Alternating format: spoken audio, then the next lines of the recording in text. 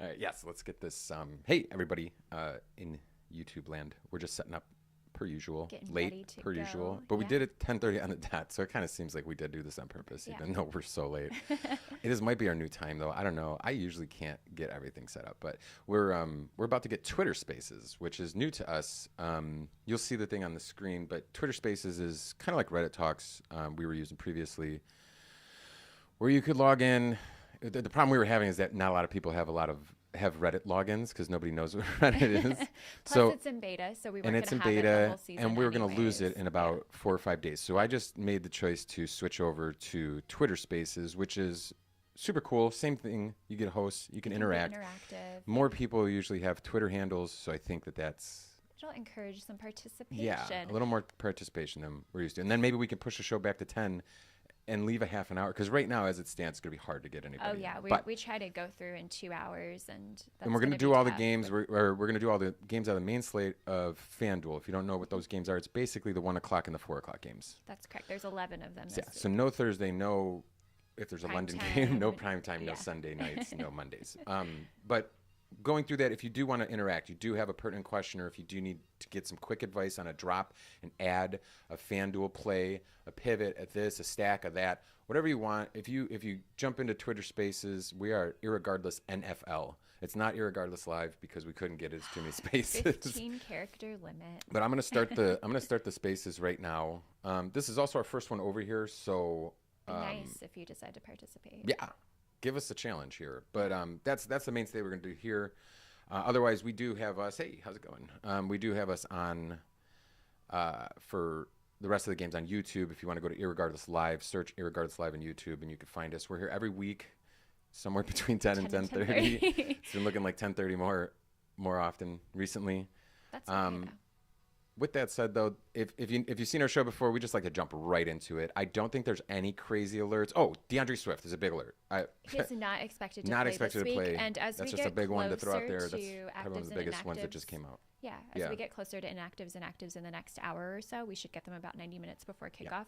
We'll announce them as we go, even if we've But that's gone a big. through the game. I was going through. thought he was gonna play. I was doing player props, touchdown, anytime touchdown scorer, and I was like, I look at it, I see Jamal Williams has like he's at like a minus 127, Yeah. which is outrageous if you know anything about betting. A minus like 127 on an anytime guaranteed a scorer for a touchdown. backup guy. That was the first alert that I got. I was like, what is that all about? Because there's only like one other player that has like a guaranteed terrible money line like that, and it's Derrick Henry, and that's those two people should not be in the same conversation. And And then I Swift see was DeAndre what? Swift is down there at plus 525, which is just was baffling. So immediately I turned to Alina, and I was like, what is this all about? And boom, wouldn't you know, he was pulled high ankle sprain. So definitely put that down in your books. And then if Jamal Williams was around for maybe affordable something, he might be able to be slotted in there now. But definitely get Swift out of get your Swift lineups. out of your lineup. Do that quick player Alert, replace alert, if you get have Swift him in a out of your bunch of them lineups, yeah. and get him out. Don't be watching and being like, how does he only have 0? Why does he have 0 points? He's not. And then Why is he not on the field right now? like, wait a minute, why is he in plain clothes on the sideline? But yeah, so, and what we always like to do, so that's over. I don't think there's any other big, huge injuries. I mean, we do have injuries. We have Well, Carson we'll- Wentz out for Heineke. We're going to talk about we'll all those talk things, but about that was a those. big pressing one. I think for most people that are questionable this week, they are expected to suit up. I think the only other big one's Keenan Allen. That's Keenan a late Allen's, game. a he's questionable like complete every other game-time week for his decision. entire career. Yeah. Every week. I don't know how anybody plays that guy with any faith that he's actually going to play. Nerve-wracking. It's nerve-wracking. It's nerve-wracking. That's why I just say it's just better to leave him out. I just don't make sense. So if you can't tell, I'm trying to push as hard as I can away from what I see is about to come up, which is the recap of last week. Yeah. Guys and gals, This we're wasn't good. our- We do very well. But sometimes it goes through our head a Yeah. little bit. Or sometimes, like last week, the games do get a little bit crazy. The games were The so games wonky last were pretty week. wonky. How dare So you if you got more than 50% right on these? I'm not proud of this, but at the same time, some of these games, I don't think it was supposed to go this way regardless. This is the last week, right? Yeah, this is those are last week. week picks. So if we could just run down them real quick. You saw that I had a miserable time. I'm on the left. Yeah, I'm on the right. I mean, it's not like I had a better day than Mike did here. Mike went 2 for 9 in that first window, and then I went 3 for 9 in that first window as well. Some of those bigger upsets to point out, I would say there's so many here to even think about. Obviously, Steelers over the Bucks. That's probably the biggest one here. Well, I think everybody on planet Earth got that one incorrect. Yeah. Giants over Baltimore. Giants have been riding high, don't get me wrong, but I've always thought Baltimore would be a much better team. I had that one down, and I switched switch it to Baltimore because I'm an idiot. Um, But again, who the hell had that? Yeah, Indy kind of came to life last week. We saw Jacksonville. I did not do much against them. I don't know that my Jets pick, even though I was so dead on balls accurate about that Jets pick. I don't know what the money line was there, and if I, because I like to put it in terms of if I put $100 on each one of these teams, generally I'll come out on top, and then every so often, if you get a bunch wrong, you can make up for it by getting one really good one, right? Like a plus 400, plus 500. I don't know what they were at, but I don't think they could have been at a plus 1,200. I don't think that would have covered all of those losses that I had. And then the 49ers lost last week for sure. I don't think anybody expected them to get kind of stomped by the Falcons. So I'm so happy it happened. I know that I'm going to talk about how stupid I was, but I'm so happy it happened, and we'll talk about that in a second. Not too bad in that late round of 3. Yeah, 2 out of 3 ain't bad. 2 out of 3 ain't bad. 67%. That's what you're here for. As most gamblers would say, 2 out of 3 ain't bad. We were in solidarity on the Rams, but had a couple of different picks on either side of the ball. That was a little too easy. Yeah.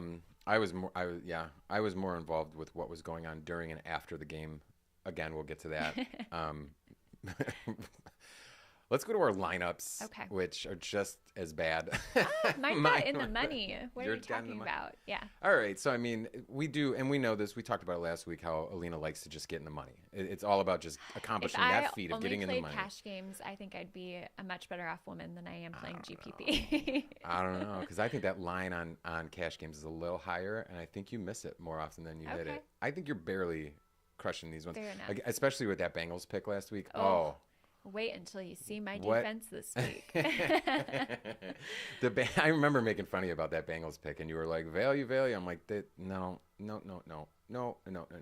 You fell into that trap of thinking that just because another team is depleted or playing poorly or whatever, that the defense on the other side is automatically going to be dominant. Better? Yeah.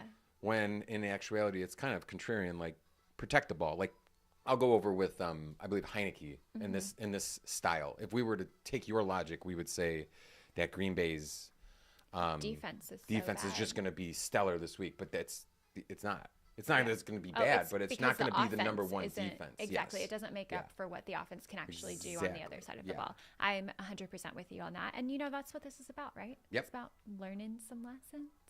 Learn some lessons. It's only several years removed from when we should have been learning these lessons. All right, so moving on to our first 4 games, we got Atlanta at Cincinnati. Thanks. What a great start again. Like last week, Atlanta at San Francisco. Ugh. Do me some favors, would you? Just make these schedules. Oh, anyways, Lions at Dallas with Dak back in action. We got Colts at Titans coming off a bye week, which everyone's going nuts and already giving them the win. And then Green Bay over Washington, if you're so inclined. We have a couple of teams on bye as well. Oh, yeah. The Bills, Rams, Vikings, and Eagles, which from a DFS perspective, that's really rough. And you'll notice as we talk about picks.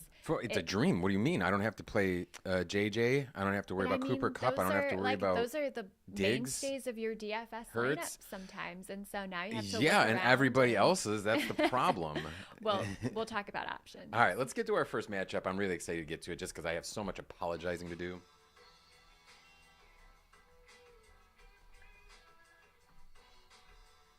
You like that? I liked that. Oh, shit. We don't have our... What's going on? Uh-oh. Technical difficulties. Technical difficulties. We're going to get there. We got it right here. Don't worry about it. Yeah. Oh, no. This thing. That's why. Oops. Technical difficulties. Okay. I didn't even do a bailout. I should have just done a bailout. I have a fucking cap on this. Could have done a bailout. And now I can't find OBS now. Cool. This is fun. We have 2 3-3 teams here, tied records. The total's 47.5. 47.5. And I have to say, there's a ton of respect from Vegas for Cincinnati opening as a 6-point home favorite here. I do love a good underdog, though, and that's what we've seen from Atlanta, right? They're 6-0 against the spread this season. They make every game competitive. They want to win. So even though we both picked the 49ers last week, you've been riding high on Marcus Mariota and what Since his the beginning. team has been able to do. I feel like despite everything they faced with injuries, including Cordarrelle Patterson going on IR. Yeah, no, I really do like that you bring up my respect for Atlanta, because I have had mad respect for them from the beginning, but not last week for whatever reason. Well, I know the reason. It was because I was so high on San Francisco. We both were. I just zero respect for Atlanta, but it wasn't for me doubting them whatsoever. I was just really under the spell of San Francisco, just pretending to be major contenders. I thought that they would just kind of mow down anybody in their path, and I thought Atlanta was just that first innocent bystander. We know better now in hindsight, but lessons learned. I got. It's just bottom line. I got. The Falcons, felt my wrath in the picks last week because I actually picked San Francisco to blow them out. And I mean, like, blow them out embarrassingly, put them straight as the teams that they are. San Francisco being the contender and Atlanta being the pretender. And I could not have been more wrong. And then I felt the wrath, and you could see in my picks. And so did San Francisco. Yeah. Man, what an embarrassing loss for them. But good for Atlanta. But I'll tell you right now I'm just in a similar, if not harder, decision with this game here with Cincinnati. It's almost the same thing, I'd say except for the spread, because I do like Atlanta's spread spank 2022 tour to continue. But I do think the outcome is a little harder than people think. I couldn't agree more. Last week we saw Cincy play a very Cincy-like game, you could say, against New Orleans. They were in shotgun formation for 52, I think, of 54 plays. The O-line played as one unit for one of the first times that we've seen this year, and things happened without forcing deep shots. When Aaron Rodgers made the comment after the Green Bay loss saying they needed to simplify things on the offense, maybe this is what he had in mind. I mean, Cincinnati went back to what Burrow knows best. This is how he played when he was at LSU, and I feel like the Bengals played their best game by far this season. Yeah, I have a hard time agreeing with you that it was a good Bengals win, as much as it was a bad New Orleans loss, especially it was our fault because I'm looking at it because it is us we were talking about how bad New Orleans, their team was depleted, their secondary did not exist, how Cincinnati was going to have such an easy time. Field day. So my issue with the game is that Cincy came back with 2 late touchdowns in the last 4 minutes of that game. I don't think Cincy should have been in that position to start with. I mean, how much credit can you give to Cincy for that win? I'll say they're just lucky. I have more to. I don't have a ton to go off of. It might force me to think that the Bengals won't be so lucky this time, though. But that's kind of Cincy's game. Kind of. Right? They edge teams out. That's what they did last year. That's how they got to the Super Bowl. And don't get me wrong, I think Atlanta's still going to keep it competitive, just like they have all season. What I'm a little bit concerned about on both sides of the ball. So Cincinnati pass rush is actually really solid. We saw it last week. They were keeping the pressure against Andy Dalton, but their run defense, it's not great. It's lacking. They're allowing 4.8 yards per carry. Mariota, though, he doesn't throw the ball anyways. And I think until Cincy can figure out how to stop the run, that's where I see Atlanta at least keeping this competitive. Yeah. From a fantasy perspective, though, we're talking about DFS. Obviously, this all goes back to how to win that Fanduel Sunday Million or 300,000. They're rotating a group of running backs, and so I'm staying away. I stay away from the committees. I have to agree, and I was high on that Algiers kid, but he is now too expensive. How much is he? Wow, $5,900 if I'm not mistaken, which is sad that that's too expensive. I do imagine a touchdown out of him, but I didn't even see Cordarrelle Patterson making a huge difference here. So Algiers will be about as successful as a $5,900 running back should be, what you'd expect. But I just don't put a ton of value in there. He might get you 12 to 15 points. That's just not enough. Well, let's talk about the other side of the ball, Atlanta defense. So they're a little underrated. They have a really solid run D, which going up against Joe Mixon, that's something that you're looking for. But they have given up the most passing yards in the league, allowing almost a 70% completion rate. I put up the stats now that you can get a better view of the points per game. I really got to circle that pass yards allowed per game. They're not using Joe Mixon. Holy crap. Yeah. I got my little RIP for Cordarrelle, so don't put him in, obviously. But yeah, speaking of, though. So this is the edge, right, is how many times that they choose to rely on the pass versus the run. And look at who Atlanta has played so far. They've played the Saints, the Rams, the Hawks, the Browns. the Bucks, and the 49ers. Almost sounds like you had that written down. Almost written down. Of those teams, though, 4 of those teams are super run heavy, right? The Saints, the Seahawks, the Browns, and the 49ers. Those are all teams that rely on the run. But the Rams and the Bucks, they rely on the pass, and both those teams pulled out wins, even with the rust, the early season struggles. Yeah. That's what I'm going back to here. Yeah, so you're a firm believer that Cincy will rely on the pass, as they're known to do. Absolutely. Okay. Yeah. I'll even take Cincy here, and Atlanta, they'll score, they'll stay in this, but I'm going opposite from you. I have to say their against the spread streak comes to an end. No. I'm going to take Cincy. I won't have it. No, 30 it's to like my favorite thing with the happening over. this season. I wish we would have pulled a stat on like what's the biggest against the spread streak in history, because I know even we're going to pull it from next week. 6-0 is win, huge. 6-0 is gigantic. If they win, we're going to have to look that up, and we're going to have to have that for you next week. I had a hell of a time picking this game. I changed my prediction from Bengals to Falcons, back to Bengals. I want to go back to Falcons, but I can't because the graphics were made. Like, honest to God, it came up to the last little second. I was like, just be smart. Put in the Bengals. I have a couple other decisions where you're going to see when the one by itself is not bad, but once they're stacked up with a couple more bad decisions I've made this week to try and get back some respect, some dignity, you'll see why I had to just stick with a smarter choice there. But that does not change, like I mentioned before, does not change that they will continue their spread dominance. It wasn't easy. Ultimately, it did have to come down to Atlanta, the averaging 291 passing yards a game. That's just not okay, especially to any team, but to this team, to Cincinnati. Funny enough, I said this twice last week. I think it was New Orleans and the Packers. I said, of anybody, you don't want to play this team right now. This team. Or maybe it was like Tampa Bay and Steelers, I think it was. I was like, you just don't want to play Tampa Bay right now. Figure themselves out. And then, So honest to God, you ever hear me say that? Aged just like milk. Go play the opposite. So when I did have to adjust for a pass heavy Burrow, that 291 kind of goes up to like more like a 320 almost. Yeah. So then we're just talking like that's Burrow and shotgun, if he's still successfully running that, which doesn't show any signs of slowing up. I have a similar prediction, but it's 31-28 because I do like the streak to keep going. That's my respect that I give to Atlanta. I know I didn't give them any last week. You won't get it all from me this week. You'll get a little bit. The little bit is that your streak continues, but you are going to lose this game. Going over to DFS predictions, up on the screen I do have the 3 that are kind of most notable. If you'll notice, they're all from the Bengals. From the Cincy side. Joe Burrow's price has ticked up. I think that's really convenient because last week I mentioned that he never puts up 20 points. You can see his stats right there ticking up too. Absolutely.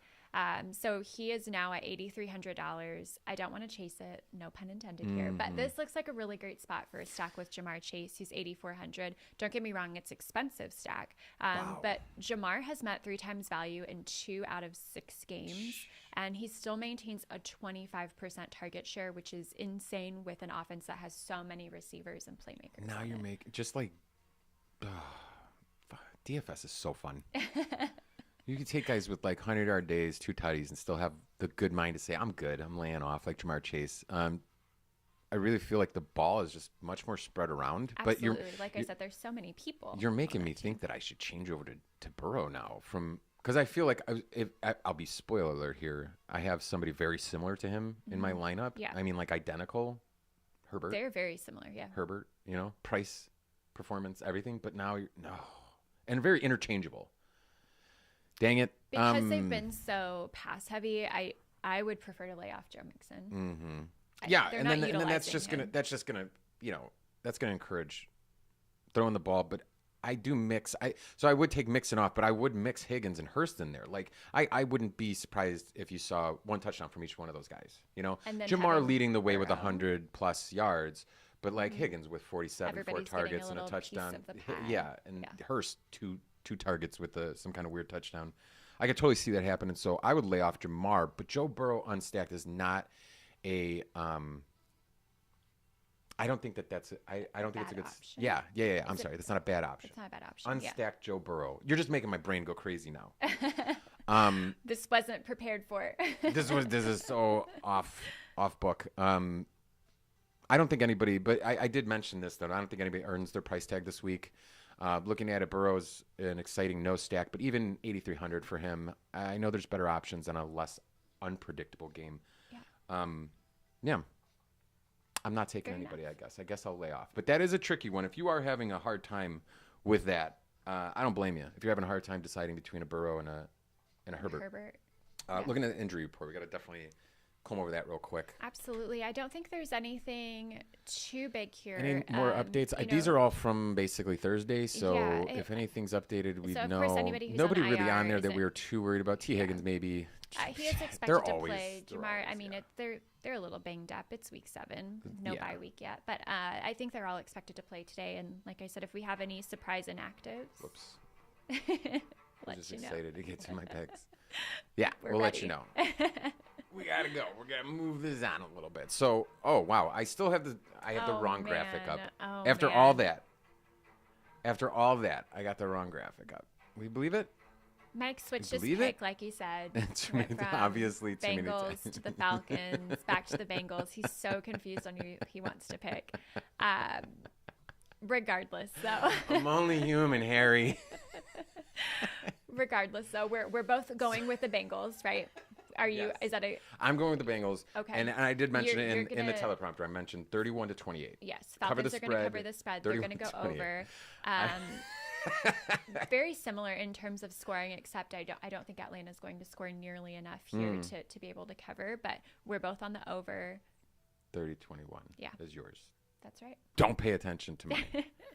But in a breakdown, though, For the next 4 times we show that slide. just BSing with you. This is how I like to do these recaps now. Just BS. Now it's just, we're off teleprompter. We're just two people talk about football. No pressure. I hope Atlanta curb stomps the Bengals. It would. I have respect for both teams, It would but turn my brain into scrambled eggs. it's a going theme this year. I wouldn't know how to predict these games moving forward. We do all this analysis, we do all these breakdowns, and then they do the exact opposite. And it's like, Yeah. why would you guys want to come back? You know, if we're just I don't know if it builds too many narratives of what should happen in our heads, and then it's just natural that they don't pan out the same way because it's impossible to predict like that, or if this season is truly like the wonkiest season of all time. it's definitely a lower scoring season than we've seen in years past. We're not seeing as many points, but we are still leaning Really? toward this pass heavy approach. I think I read something. Total scores have ticked down over like the last 2 or 3 years, Wow. average score per game. But I think there's a lot more parity in the NFL as a whole right now. I think we have a lot of very good teams where traditionally we've had just a handful of really solid teams, and then we've had a lot of bad teams. Yeah. Like this year, there's a lot of parity among them. Yeah. Feels like a fantasy football Yes. league. There's like 2 good teams, Chiefs and Bills, that you're just like, oh my God, they can kill Yes. anybody. And then everybody else is fair game. Exactly. Like literally all the way And down. then we have like a couple teams that aren't great, but from a fantasy perspective, they're still surprising us. I'm like, Mike, what? What were you saying? Oh, good. When we do the split screen, I can't do that. Anyways. No, his arm will come out into my ear right here. I was saying from even on those teams that aren't great, there's still fantasy options on Huge. those teams. We've seen them in, the Sunday Million lineup. Cordell Patterson, for Crape's sake. Yeah. Yeah. All right. Next game.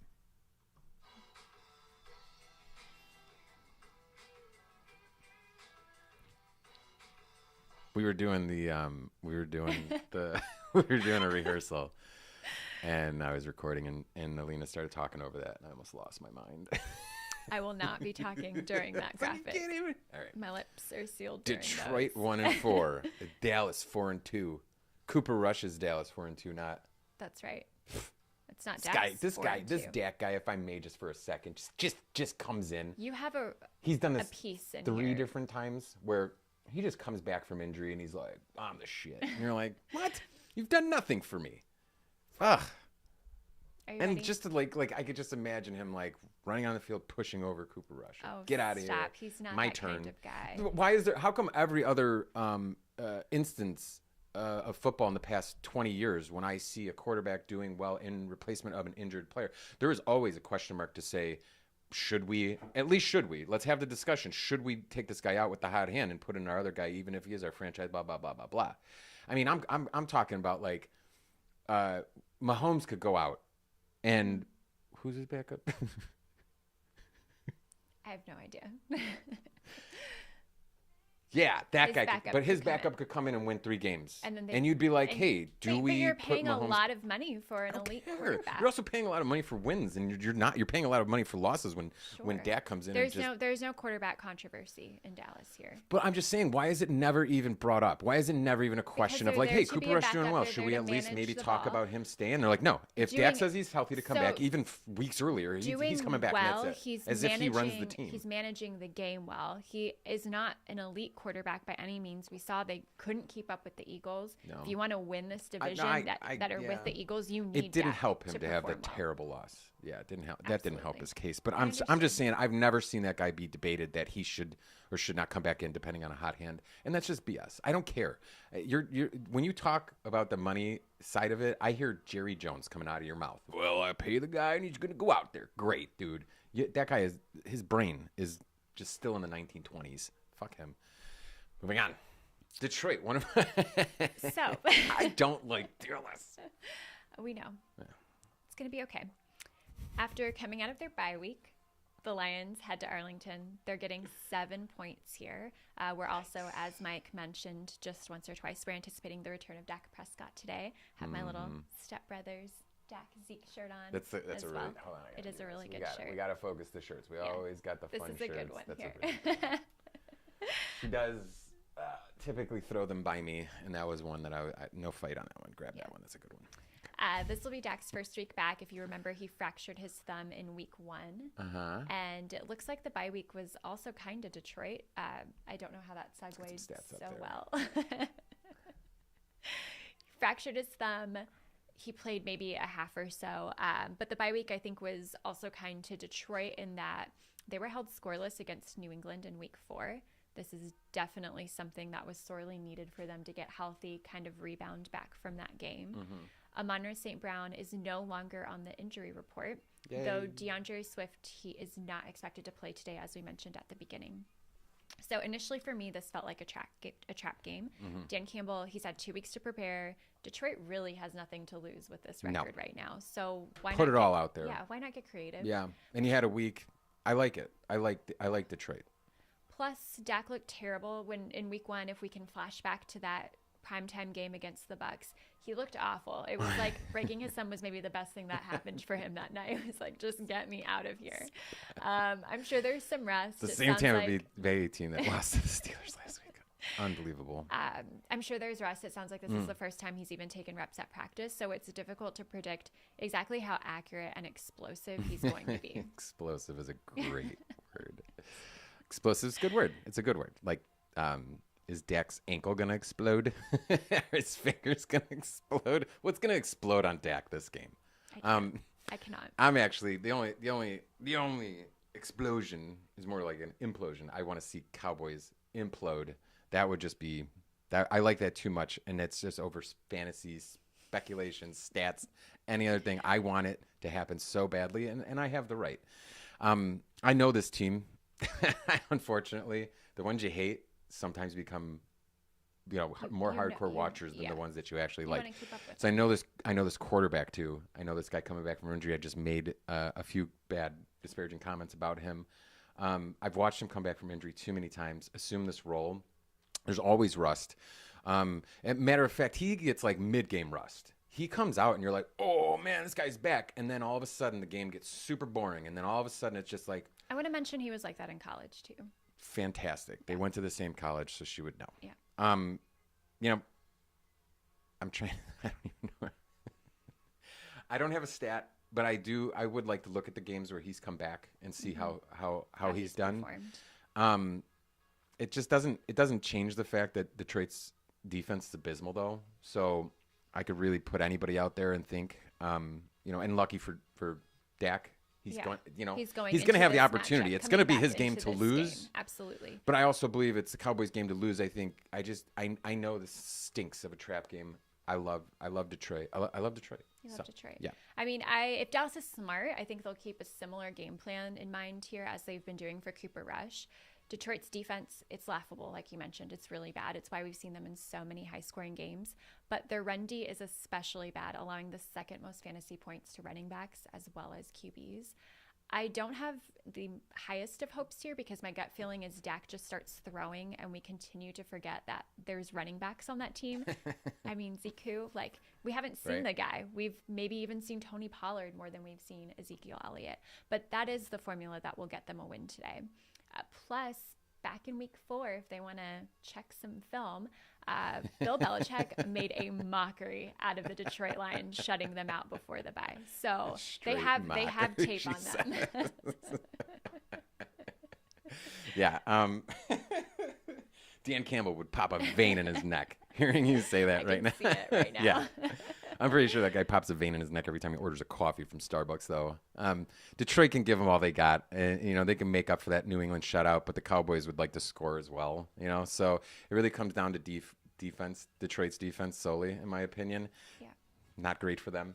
It's tough if you're going to allow a lot of points. Can you score a lot of points too to keep up with that? And that's what I don't have a ton of faith in, given what we've seen when they face tougher defenses on softer matchups. We've seen them been able to do that. They've been able to keep games close, even though they haven't been able to pull out the win. But against a Dallas D that's been very consistent, keeping every opponent except the Eagles under 20 points. Who's going to be able to do that? Exactly. Yeah. I have to take Dallas here, and I'm going to take the under 27-17. So Dallas does cover the spread. They do cover the spread. Okay. Well, I want to be different. I don't believe in the Lions' ability as much as I think the Cowboys may self-sabotage by thinking this is Dak's practice ramp to get back to normal speed. Forgetting that the Lions had a bye week.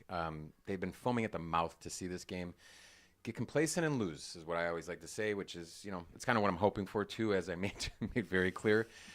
Detroit can derail a program team like Dallas, and without real game time practice that Dak does not have, it's easy to see Dak and Dallas be a little bit sloppier of a mess than usual. Detroit can take advantage of that. The question is, will they? I want them to. I think they can.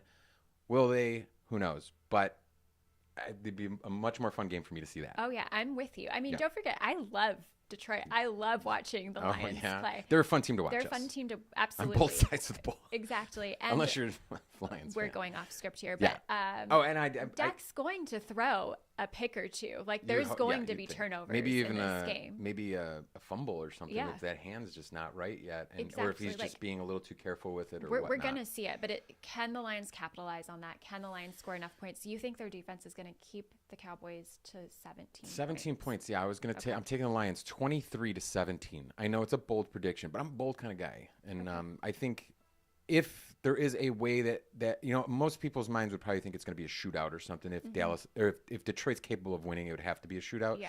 My mindset just goes contrarian on that. I think it needs, in order for the Lions to win, they need to be a little more shut down. Yeah. And then Lions could have a defensive touchdown in there too. And then you're just relying on now you're only relying on what's his face, Goff, to throw maybe 2 touchdowns, which is.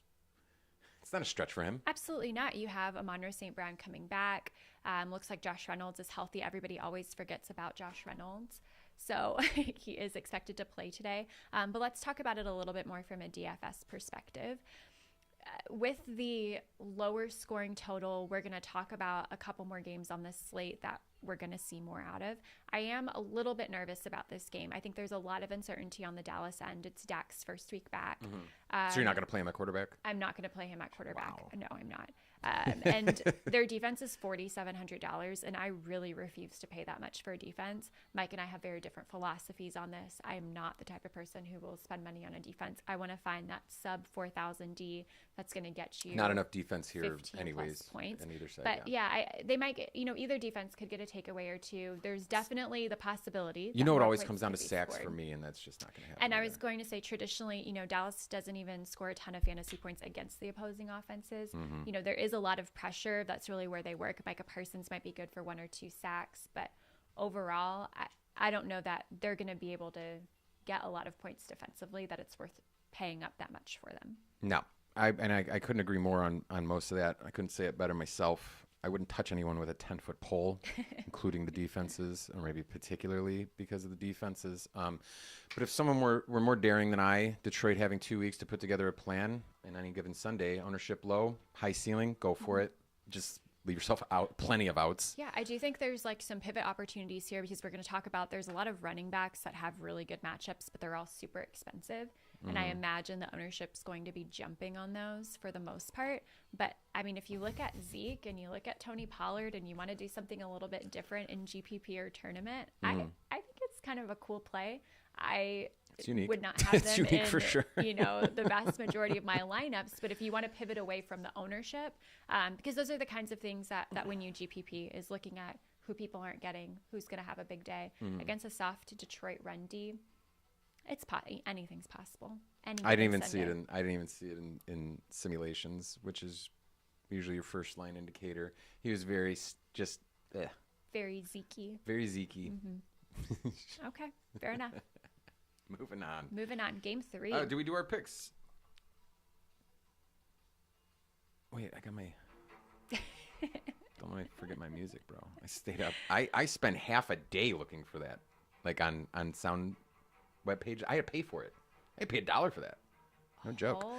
$1. So I'm taking Detroit 23-17, and you are taking Cowboys 27-17. Yeah, we actually have a pretty similar point total there, just off by 4 points or so. But we are both under. It's not bad. But you are, yeah. We are agreeing though that we're agreeing that whoever wins needs to keep the other team at bay 17 absolutely. The most. Now, if this turns into a shootout, I don't know. Like, I have no idea. I wouldn't be It's surprised. anybody's game. And I would hate it. Yeah. But whatever. I don't see it today. No. I'm not feeling it. I'm not feeling it. Doc's not feeling it. Nobody's feeling it. Jerry Jones ain't feeling it. Jerry Jones is getting up right about now, eating his egg McMuffin. Yeah. And he's just looking at it, thinking he's going to win. I hate that guy. Okay. He's bad for the sport, I think. What do we got here? Colts at Tennessee Titans. I can tell. I can tell already my body's trying to reject this game. I don't want it. Go away. Can Indy Did you guys just stop play 2 playing? weeks yes. ago? Can they just stop playing divisional games for What's 1 up week? with that, too? I Didn't they think play like Jacksonville every twice single already, week, too, or something? They've played Jacksonville Felt like they twice. played This is going to be their second game against Tennessee. Who's doing the scheduling over in the AFC? I have no idea, Blah, blah, but it's blah. like all their divisional West, games are South, like the first 10 weeks, and then Southeast. the last couple of weeks they don't play anybody in the division. ridiculous. Like, spread it out for crying out loud. Ridiculous. Like, we're fans. We don't want to see the same game over and over. And speculating on it is awful. Yeah. Jesus. So as a refresher, back in week 4 was when these teams both played. Indy hosted Tennessee. So literally 20 minutes ago was yeah. the last time these teams home played. fields were switched, but Indy lost 24-17. Yeah, they did. So Indy's bye week was probably for the best, given that we saw the Colts came to life Tennessee's. a little bit. Tennessee's bye I'm week. so sorry. Tennessee's You're bye fired. week. Get out. Done. We just switched the screen. It's just me. And then you're gone. Oh, no. If this is You a guys one don't want mistake and that. you're gone program, You'd already I be was gone so by gone. now. Yeah. Yeah. Okay, so Tennessee's bye week was probably for the best because we saw the Colts come to life a little bit. They opened as a 3-point favorite, Tennessee did, but that has adjusted just a little bit. I don't know what it's down to this morning, but I imagine it's a little bit smaller than the -2 that we had up here. Yeah. But as mentioned, this is my least favorite game of the slate, considering the two played 3 weeks ago. Indy lost 24-17, as we mentioned. You'd think we'd expect the same here, but it's completely different now. You think, same team, similar outcome, 3 weeks removed, but I'm thinking the same people giving credit to Tennessee for sitting out a week are not giving the same credit to guys like Hines and Jonathan Taylor. Surely the same respect should be extended to them. They have freshness also. Yeah, the 2 weeks. You'll never hear them talked about, though, but we're going to talk. You'll never hear the end of Derrick Henry getting an extra week's rest. I'll always abide by the hard time it is to season sweep anybody. With that in mind, it's really who gets the edge when those games usually have several weeks in between. It's different now because such a quick turnover. Yeah. I don't know how that affects season sweep statistics historically, but I know that too many people are giving Tennessee the win based on their bye alone. They're not really looking at how Indy would like this game to go differently than last time around, which is I'd hang my hat on that more than I'd hang it on Tennessee being a good rested team. What do you need rest for?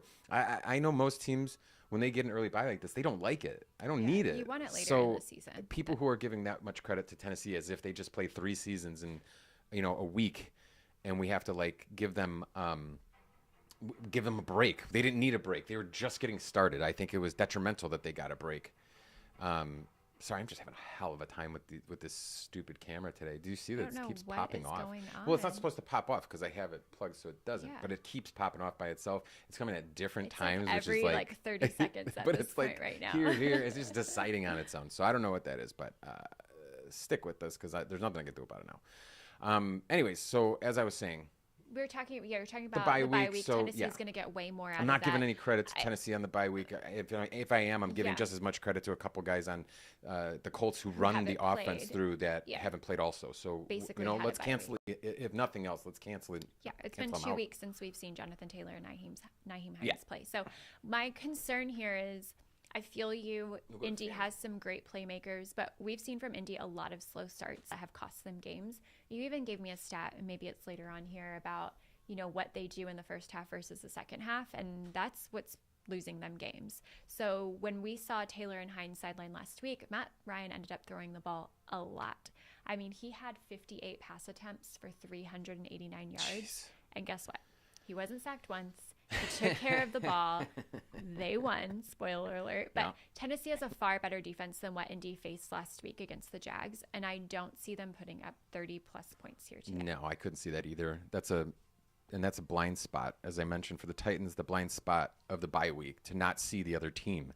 Same with Indy. You can believe that they won't score more than 30, maybe not even 20, but you don't see how then it could be really low, a really low scoring game as an entirety. It's like, an assumption if the Colts can't score, all of a sudden Tennessee can score easily, as if Indy's offense also runs the defense. That's not how that works. So That's a common thread in today. I love this game being so low. I'm still going to cover Derrick Henry, but we'll get to that. But I mean, can you tell? I hate this game too. I don't want to be can on tell we either both side of hate it. this I don't game want to so commit. much.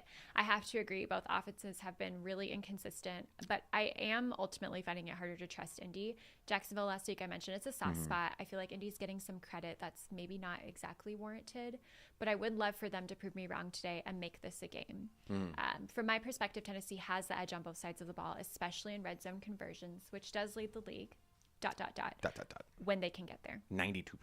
92%. It's funny because I was literally running simulations and I looked and remembered asking what Atlanta's red zone conversion rate was, because I guessed it to be astronomical because it looked good to me. It was 68%.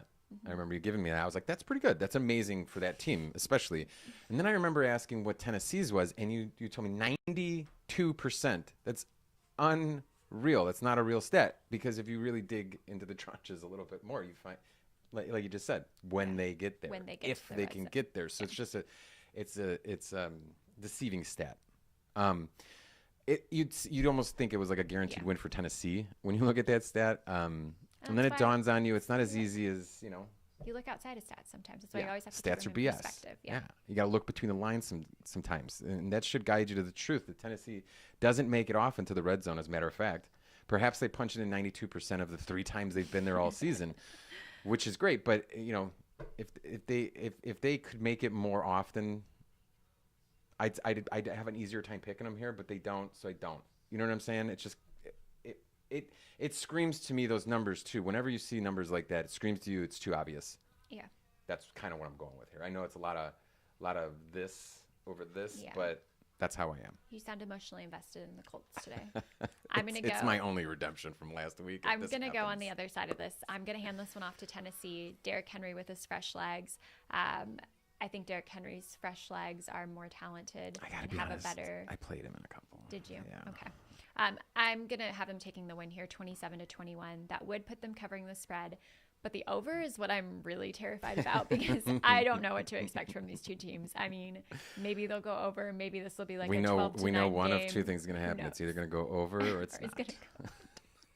One of those is going to happen. I'm taking a real slow burning, clock eating up, dumb game. Yeah. I've seen too many times from both of these teams this year, as a matter of fact. I'm staying away, knowing it'll be 38-35 is much more likely. But what I predict is the right way for this game that should go. Okay. Games never go how they should, but if this game goes correctly and these two teams play how they're supposed to against particularly those opponents, 19-17 Colts. They even up that season series. Yes, Okay. and that's a big factor too. You- It is yeah, hard you- to season yes. sweep, guys. It's hard. I don't care who you are. If this was Kansas City and Jacksonville, I'd say the same. And we talked about effing it thing. last week. We talked about how taking Jacksonville to beat them twice was Mhm. difficult to predict. And what do you know? Indeed What do you they know? Evened it up. Even though Jacksonville did look good for Mm-hmm. about 5 seconds. Cool. So Darroch, we see he's staying. He's He's been Darroch. pretty steady. Yeah. He's gonna hover around the 25-point mark, which is cool. But his price tag, what?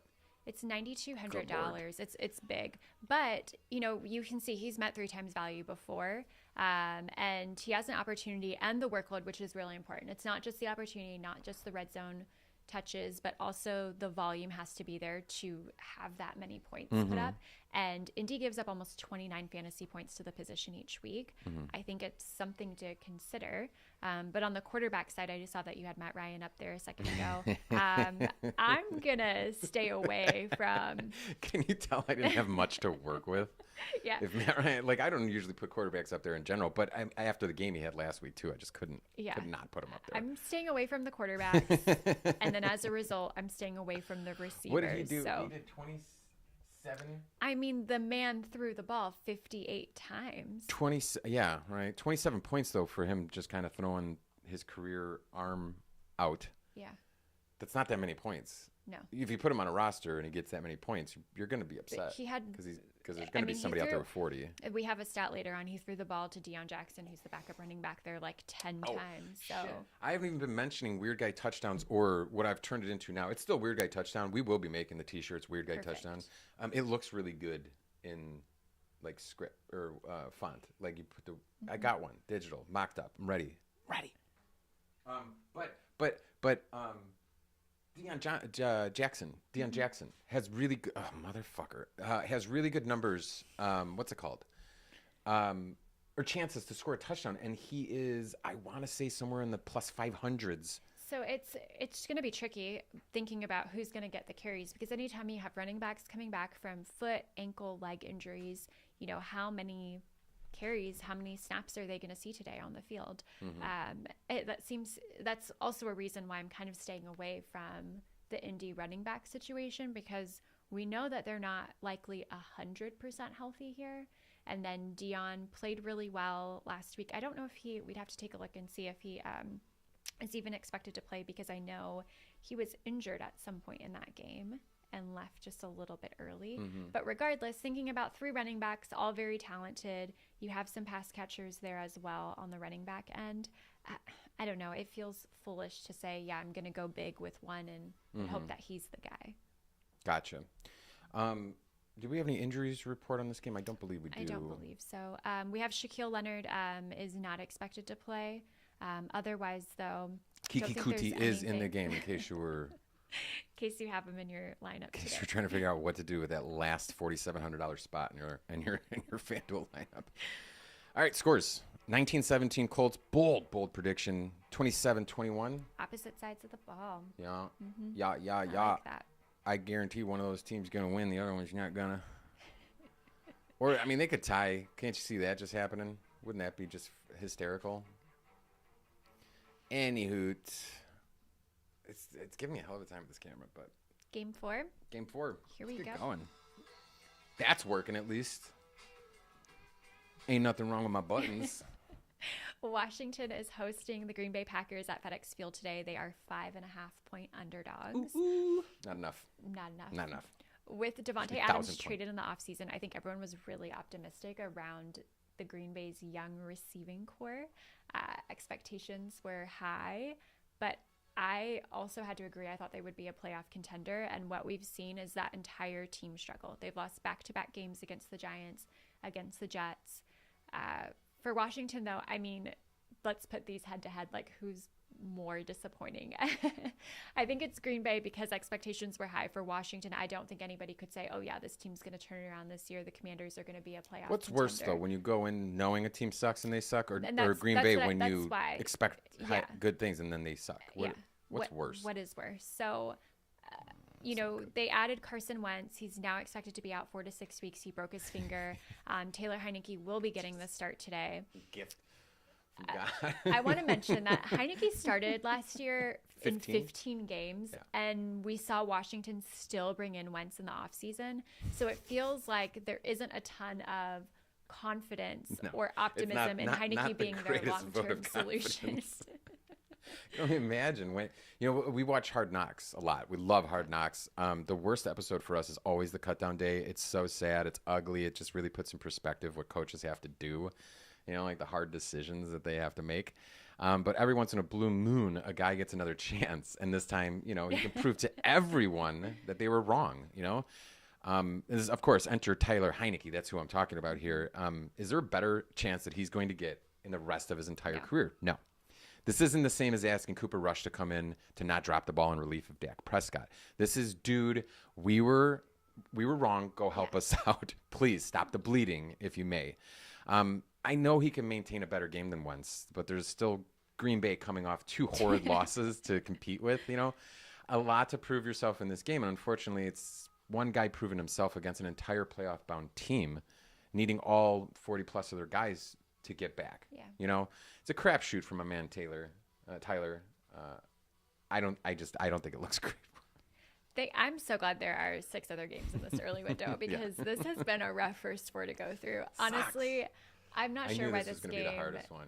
Yeah, I'm not sure why this game wasn't relegated to Thursday night football, but Washington, they can't play in the Thursday slot every week. I get it. But my expectations are low here for both teams, which is how they should have been maybe for Green Bay going into the season. Maybe shouldn't have been so excited about them. They've suddenly stopped using their running backs, which is a huge issue with Aaron Jones and A.J. Dillon being there. Rodgers has very limited wide receiver chemistry. I still have Wentz up there, but I have Heineke down there at $6,600. Sorry. And Cobb is out for a couple weeks with his ankle injury. Oh, no. Not to mention the Packers' run D has been gashed the past 2 weeks. So if that's not bad enough, though, there's the Commanders. Heineke starting today. I don't think he can fix all the massive problems Washington already has. No, crapshoot for the whole Washington team. I mean, you couldn't be facing a harsher, more mad opponent. Season-long scheme out the door. Focus on winning this game for the Packers. So if it's not exactly the best time for Washington to figure out their biggest position. Funny enough, I still find it kind of a tough game to call. No, I agree with that. It's and like if you could see, if you see the stats here too, I always put up the matchup predictor, which is basically ESPN analytics grabbing people from ESPN. But that, not to say that these are always correct or whatnot, but it's a lot. When people have a mind of what's going to happen, you usually see that number up in the 70s, 80s, 90s, depending on whatever. 68 to 31 is incredibly weird. That's going to stick in my brain if I see Washington pull one out. I'm going to be like, yeah, weird. I mean, I think that goes to show that even the ESPN experts are having a hard time. It's like picking the better of 2 rough options.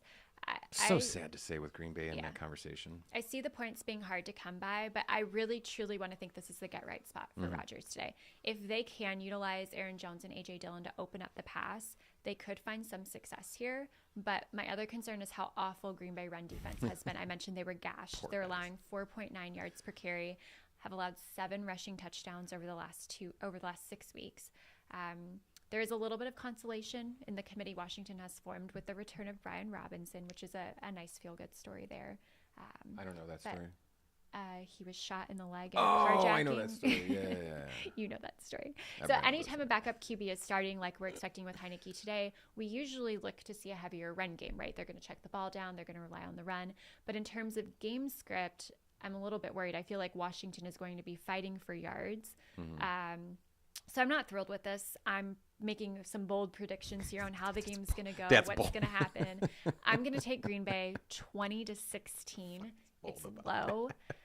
They're going to win. The score. Ultimately, the score. I don't think that's bold either. But I'm predicting a lot of game script here too behind this. It's who knows, Mike? That's bold if the over/under was like they'll win. 50. They'll let Washington stay in the game to cover the spread. The under is really the only thing I feel confident about in this game. 41. No, that's crap. Not at all. That's terrible. Interesting. Oh, the over/under is only 41. Yeah, the over/under is only 41. Funny enough, I knew my mind was going in the right place there without. The over/under is only 41, so that's a bold statement. The over/under is only 41, so that's a bold statement like that.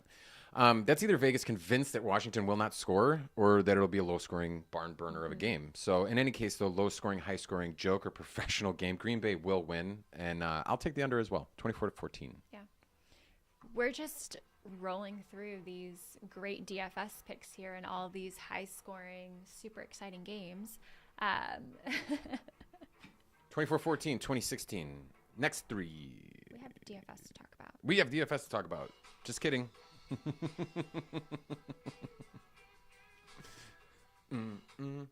So Randall Cobb, he's out. I don't like that it spills over, but I don't mind it. I think it's cool. Yeah. It's such a good, like, I want to just jam to it every time it comes on. As soon as I saw it, I was It's like, so buy good. it. Yeah. Buy it now.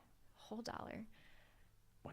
Okay. Make it holler. We're going to finish up DFS. Yeah. Randall Fanduel. Cobb, I mentioned he's out for the next several weeks. I'm expecting targets are going to funnel somewhere on this team. They have to throw the ball. Last week, Robert Tonyan surprised us after Randall Cobb left. He led the team with 12 targets. His price reflects that. I don't know how much it is, but I know it's a good chunk of money today. And Washington's allowing the third fewest fantasy points to the tight end position, so I'm going to stay away from that. The cornerback matchups, they don't scream anything obvious.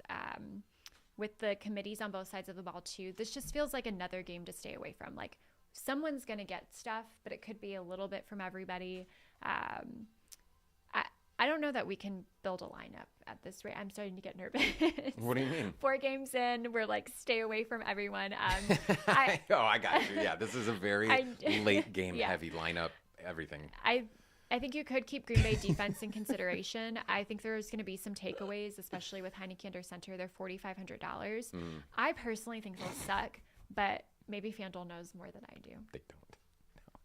I'm taking no one. Just like both of these teams this season. No thanks. For every one good game, I'll get 10 crappers. I'll lay off. I won't play the odds on that one. Okay. Yeah.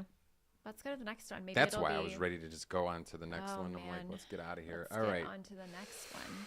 This is a big one. We don't have time like this. We got to get going. We moving. can't spend all day talking about Christian McCaffrey or Robbie Anderson or lack thereof of those two guys. I'd still have them on the thing. Hold on. I think I fixed it. Hold on. Let me see. I think I fixed it. No. I fixed it on that one. And on that one, but I didn't put on the revolver. So, pardon me. You're going to see a little Christian McCaffrey, but that's important to talk about that he's guy. been there for and a I'm while. sure we'll get to that. To that it. was one of the best things though that happened last week. After that game, finding out that he was traded, finding out Robbie Anderson's been traded. That is just so funny for me. Go ahead. He's just basically doing my giddy. entire intro. Yeah. So then let's just skip to the next one. So we talked about Tampa Bay, embarrassing loss to the Steelers last week. They're heading to Charlotte to take on the Panthers as 11-point favorites. Yeah. But speaking of embarrassing, in a head-to-head, I think Carolina probably has the edge there. We saw Robbie Anderson's meltdown on the sidelines, him getting kicked out of the game by the coach, and subsequently traded to the Cardinals. Don't be talking bad about my man Robbie. He's like my dude. I'm not saying that Robbie's a bad guy or anything. I don't know what The happened. dude's been playing for like 10 sidelines. years on a terrible team. Give him some respect, man. Yeah. Anyways. But between that trade, we had Christian McCaffrey's trade. Things aren't going anywhere here, and I'm not expecting anything different to happen today. PJ Walker again making the start. Sweet I will PJ. admit I have a confession here. Last week, I thought Tampa Bay would destroy Pittsburgh. And if they make a fool out of me this week, I will not come back for next week's show. I won't be able. I won't be able to face this. Won't be able. It's not a confession. It's an ultimatum. It's an ultimatum. You hear that, Bucks? Because I'm not doing this show by myself. Figure it out. Get your heads out of your asses. No more Robert Kraft weddings to go to. Yeah. Okay. Anyways, you can throw recency bias out the window. Matter of fact, you can throw it out the window, then you go out there, pick it up, and then throw it in the fucking ocean. I won't do it. I won't let recent trades or abysmal losses deflect from real football. All right. PJ Walker has now come in and dismantled an entire team, which I believe was his motive all along. He's got stock in the XFL still, and he will tear down every NFL team by team. Just kidding. He's just not dealing with a professional team is really what the problem is. Like a team that trades their franchise player, kicks off their best player, and then fires their coach in like 72 hours. Is this the week of drama versus drama or what? Like, honest to God, it seems like every game up and down we're talking about some kind of someone's not playing well, someone's playing too well, and then these trades just come in and make this the most 90210 game of all time. I think who wins here is like the less dramatic team, just not by much, you know. I am taking Tampa Bay all the way. Yeah. By how much is really going to be the decision. I hear you. Because the last 3 weeks for Carolina, they've been brutal. I mean, they've lost by at least 10 points in Imagine each if game. you work somewhere, anywhere. Imagine you work at a gas station. There's 4 of you, and 3 of you. Your boss gets fired, your buddy gets fired, and then your other buddy goes to a different gas station. Yeah. Like, what the fuck?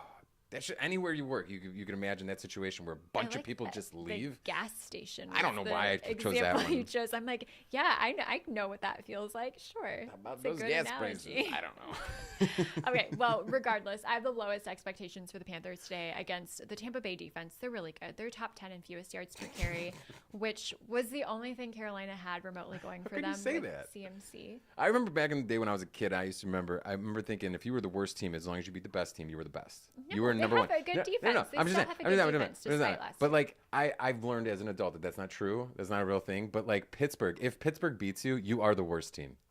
Okay. I don't care. You just went from best defense to worst defense because you let Pittsburgh and Excuse Who me was while I it? throw the Pickett? teleprompter out the window and we just ad-libbed the rest of this here. going off script, bro. All right. Their Sorry. further My bad. lack of consistency. So we've canceled out the run game. There's no consistency at the quarterback and receiver positions. It's not boding well. I get it. Okay, Tampa Bay is now the worst team in the NFL because the Steelers beat them. Yes, they but they are top 10 in Sour. fewest passing yards allowed this Sure. season. Okay. Well, it's hard to imagine even less of a passing game from Carolina, seeing as their best 2 offensive weapons are also missing in action. Not so much missing when they are playing successfully. You know, it's just for other They're at other gas stations. other teams, other gas stations. This may be a time to pay up for a defense, though. Have to look to PJ Walker's sack rate to get a better idea, but I'd put Tampa Bay up there with any other considerations, even at $5,000, which you know me. I'm usually not a pay up for defense kind of guy. This one kind of screams, You should, what the you hell's should going on pay in him. Carolina? I know some guy is interiming, and he probably wants to keep his job or at least not look stupid, but It's at gonna the be end of the so day, it hard. also encourages me because the team obviously acts from the heart, Carolina. Mm-hmm. These moves are not made from logical decisions. It's like impulse almost, it seems. At the end of the day, who knows that they don't tell the interim coach, like, man, season's done. Go try and do something. Go make some Whatever magic you happen. can do. Get some asses in the seats just by making, If you can win you a don't couple have Robbie games. Anderson to do the 97-yard catch Yeah. and carry, but figure it out. If you and can you win got some games, maybe you'll yeah. have the head coach you got position that next you got year, PJ who knows how to mix wrestling and football. So get him to be creative. Let's see what happens here. All right. I will mention this week, I've been hearing a lot about how Carolina's defense is still a bright spot. And I agreed a couple weeks ago on the show. I actually mentioned I felt like their defense was worth taking a look at. But I have to disagree with all the Carolina fans after the last several weeks. There's still Carolina fans. There are still Congratulations. Carolina fans, yeah, unfortunately. Congratulations. I don't have a soundbite. Their defense isn't good. Like, let's just put that out there. They're giving up nearly 138 rushing yards per game, over 24 fantasy points each week to the running back position. Tough. Now, that's not to say that Tampa's worst in the league rushing attack with Leonard Fournette is like going to switch gears today all of a sudden. But kind of similar to Green Bay, this being another get right spot. I think it's the same for Tampa Bay, even with a rusty offense. I'm going to stay conservative here, but I still think Tampa Bay takes the win. I'm hoping more points are scored, but I'm predicting 24-13 Tampa, covering the spread and staying under that total, which is at 40.5, I believe. Okay. Well, I have to put myself in both teams' shoes on this one. I think Carolina's beyond a mess, and any points put up will be an accomplishment. Yeah. So I gotta worry about Put up 7. 17 would be like a miracle for them. So who knows that that's not the target, and that's just where we're at. So along with a message in practice from a defensive coach that says we're not the offense, so we don't have excuses, so you might see defense show up Come a little out bit here, and- have a little more intensity, Okay. a little bit more to play for.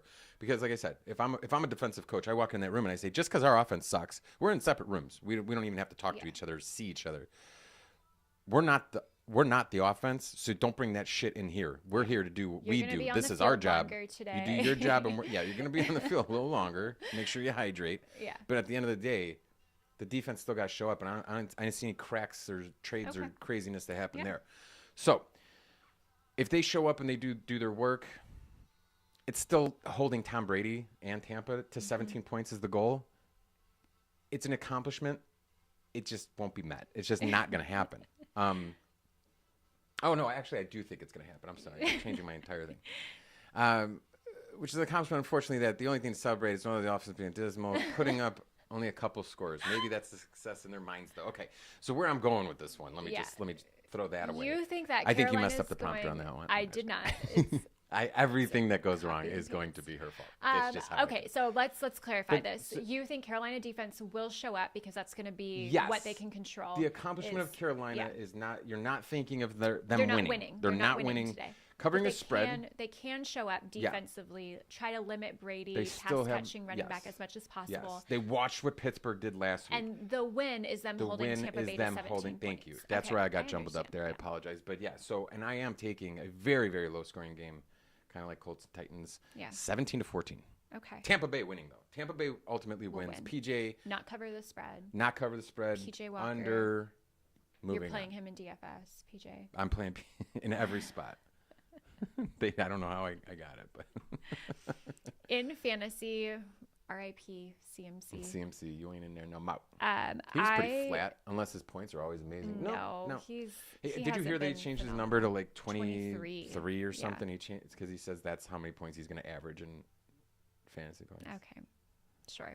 How about you just focus on just learn the accomplishing offense, a couple things, getting along with your new teammates and stuff like that. It's a lot to learn in this gas station. Spend some time with Shanahan. Go restock the candy the bars. gas Familiarize yourself before you're like, I'm running this bitch. Like, dude, that shit didn't even work in Carolina. Tomorrow. Shut the fuck up. Okay, let's talk about DFS. So I see Leonard Fournette up on the screen. I think it's really hard to trust him. He's $8,400, and he scored 2 touchdowns this season. I mentioned Tampa Bay has How do you get 30 points against Atlanta 2 weeks ago? I said he scored 2 touchdowns this season. That was the game, I believe. Oh, he had really? a multi-touchdown game there. There's better value to be found. Like he's not being utilized. He doesn't. Yeah. I saw that. We're on camera. I was giving credit, like, oh, you know a lot. I'm like, I'm stupid. I do. Tom Brady's also not the guy. Was he the other player on that screen? No. No. Tom Brady? Yeah. No. Good. Tom Brady will never make it onto one of my. No. Chris Godwin has yet to find the end zone, even though he's played in 4 games. He's $7,000. Looking outside of them, I see Mr. Mike Evans up there. He has the same number of targets. How much is he? He's way too much. 600? Yeah. For a guy that has the same number of targets as Chicago's Darnell Mooney, I think I'm good here. I don't know how you could be a discount Darnell Mooney, but good for him. Tampa Bay is by default. What? I don't know what that means. I think we have to skip through this. No, I'm saying Tampa Bay is by default because of my simulations. They're my defense to go with. Defensive pick. Okay. Yeah. Not because not because backup QB or revenge, just because that's the best thing I've got to come out of everything. Otherwise, what?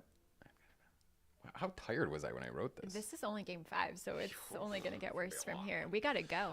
No, but I'm just harping on the fact that it's not going to be because PJ's so bad. It's not going to be because Carolina's having drama issues, coaching, coming out. A lot of people are going to believe that after all those changes. Well, I believed in that last week, and then they did not. They did not go according to plan. So I'm not going to have faith in them to do that again. But what I do have faith in is Tampa Bay's defense paying up for him $5,000, but otherwise, players-wise, I have nobody. Okay. Smartly. I like that. And then what are our picks? Did we put our picks up? Oh, no, that's the other 3. We both have Tampa Bay winning here, but I know you're expecting this to be a little bit lower scoring than I am. But I think we ended up both with the under. I have to go with like this one over here. 17-14, 24-13. I know you could see those, but I put the wrong thing on the other thing. Got it. Okay. 17-14, 24. Well, then let's just move on to the next one since you guys know our picks. Spoiler alert. You can know my picks on this one. I don't care. I don't care. Can the Giants keep things rolling in Jacksonville today? They are 5-1, going up against the Jags 2-4. I can't even say who is favored with a straight face. Vegas obviously knows something that I don't. And I hate the Giants. I have a burning passion for the Giants, and I still think that they're so underappreciated on that line. The Jags have lost 3 in a row, including one to Criminal. Houston. Somehow, though, they are the 3-point home favorite here. Even when we were prepping for the show, I had to ask Mike, I was like, is this correct? Because this is an outrage. Last week, the Giants handled the Ravens, and the Jags were handled by the Colts. See what I did there? I see. I know the Jags are hot and cold, but come on. Like, Jacksonville's incapable of playing 4 quarters of football. And I will give some props to Trevor Lawrence because he's improved. But honestly, after last year, like, I don't think getting worse is an option. I think you have to see some type of improvement. No, you're preaching to the choir. I had Lawrence in my QB spot last Sunday. Who had almost as many points as Josh Allen. Let's just throw that out there. On Like, his it was second a good touchdown pick. run in, I was feeling amazing. But then, the rest of the game happened like it does. I got a really new perspective on what matters and what doesn't in daily fantasy. Yes, an old dog can still learn new tricks. What are you even doing putting a kid like that in your lineup? Even when he's good, it's not good enough. Like that's probably one I've had to relearn over and over and over again. But moving forward, he will not be in any of my lineups ever again. But just watch him for that exact fact. Just watch him because I'm extremely good at calling players a week before they go off. Okay, well, that won't be this week. Why? The Giants, they've been a nice surprise, and they have a ton of receiver injuries. Everyone has really stepped up. They're letting Saquon Barkley take them for That's a ride. right. Do we have any updates on Galladay or Kadarius Toney? They are both out, I believe. Here. Fudge. Let's take a look Wow. at the handy dandy little laptop here. Fudge. Let's see, New York That Giants. would be bad. That would be bad for them. Kenny Galladay out. Kadarius Toney out. Out. But they've been very slim at receiver. I mean, Saquon Barkley's really stepped up. I will mention that the Jags have been stout against the run. They're top 3 in fewest yards per carries allowed. But they've been really susceptible to pass catching running backs, which is one of my concerns here. We saw Deion Jackson last week catch 10 for 79 yards. And I'm not saying that Barkley isn't unstoppable, but the Giants will play the entire football game. Yeah. And not He only might does quarterback Barkley, if he. Did I just step on your shit? Go ahead. that's okay. Do it again. Barkley, oh my God. He ruined that. I hope just remember everybody talking about knows it in the that. pre-show or the rehearsal. Okay. And I was like, ooh, that's the a Giants really good will one. play Like, every say it. football game. Barkley loves to play at wide receiver and quarterback. And Remember quarterback. that? Yes. Dun, dun, dun. I think Deion Jackson's name is a little less used in the locker room than Saquon Barkley, meaning you focus strengths on Okay. strengths, Sometimes it leaks, but especially when you're not focused. If you could pause that, be fan-fucking-tastic. I'm still thinking about you stepping on my joke. Sorry. You gotta let it go. Deion Jackson was one of those, just everything collapses. Like Tudoroso when you drop one glass and they just go down like dominoes. Oh, my goodness. We'll have to tell you about that sometime. Okay. Not right now. My point is that Deion Jackson was a leak in an otherwise focused on something else aspect of the game. Like, we're going to shut down Houston. They can't throw. Shut down O.J. Howard or whatever that game scheme is. Deion Jackson was just a footnote to it or just a part of the scheme. Saquon Barkley will be the scheme. He's the what guy. you have to do to win this game. So with more attention paid to him, I take away a little bit of the respect that everyone, including yourself, are going to give to him. Okay. I mean, I think the best argument is that the Giants defense isn't capable of stopping the Jags run game. If we're leaning in that direction and James you want to bring Robinson. something up, I I feel haven't like heard his name in a while. But I mean, they faced the top rusher in the league last week. It was Lamar Jackson. No They did respect give up for Mr. Robinson up a there. ton of yardage, Mm-hmm. but they only gave up 3 touchdowns total. And this is for a team that is traditionally very bad. 2 of those were rushing by Lamar Jackson and Kenyon Drake. So I could see Travis Etienne maybe having like a 100-yard game. I love him. I'm just worried that the Jags can't score enough points to actually win. Typical so Jags. with that, I have the Giants for the upset, if you can call it an upset, whatever. 21-19, and I'm good for the under. I think in terms of game flow, Jacksonville is going to get up early, and then they're not going to play the last half. Let the Giants get back in. Typical Jacksonville fashion. I've seen Jacksonville score 40 points and none of my guys get any points, and I've seen him score 13 and none of my guys He's get. like It's like crying in the corner because Christian Kirk still hasn't scored a touchdown truly a yet. damned if you do, damned if you don't team. And I got again. I got a bunch of times last week. But the last thing I want is this to be close. Yeah.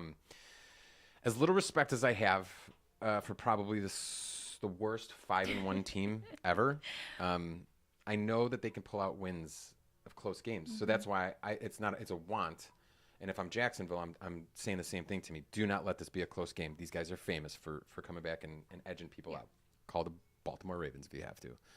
I don't know that was an edge out, though. Anyways, but Jacksonville does know that. You know, I love this concept that teams don't understand what they're getting themselves into.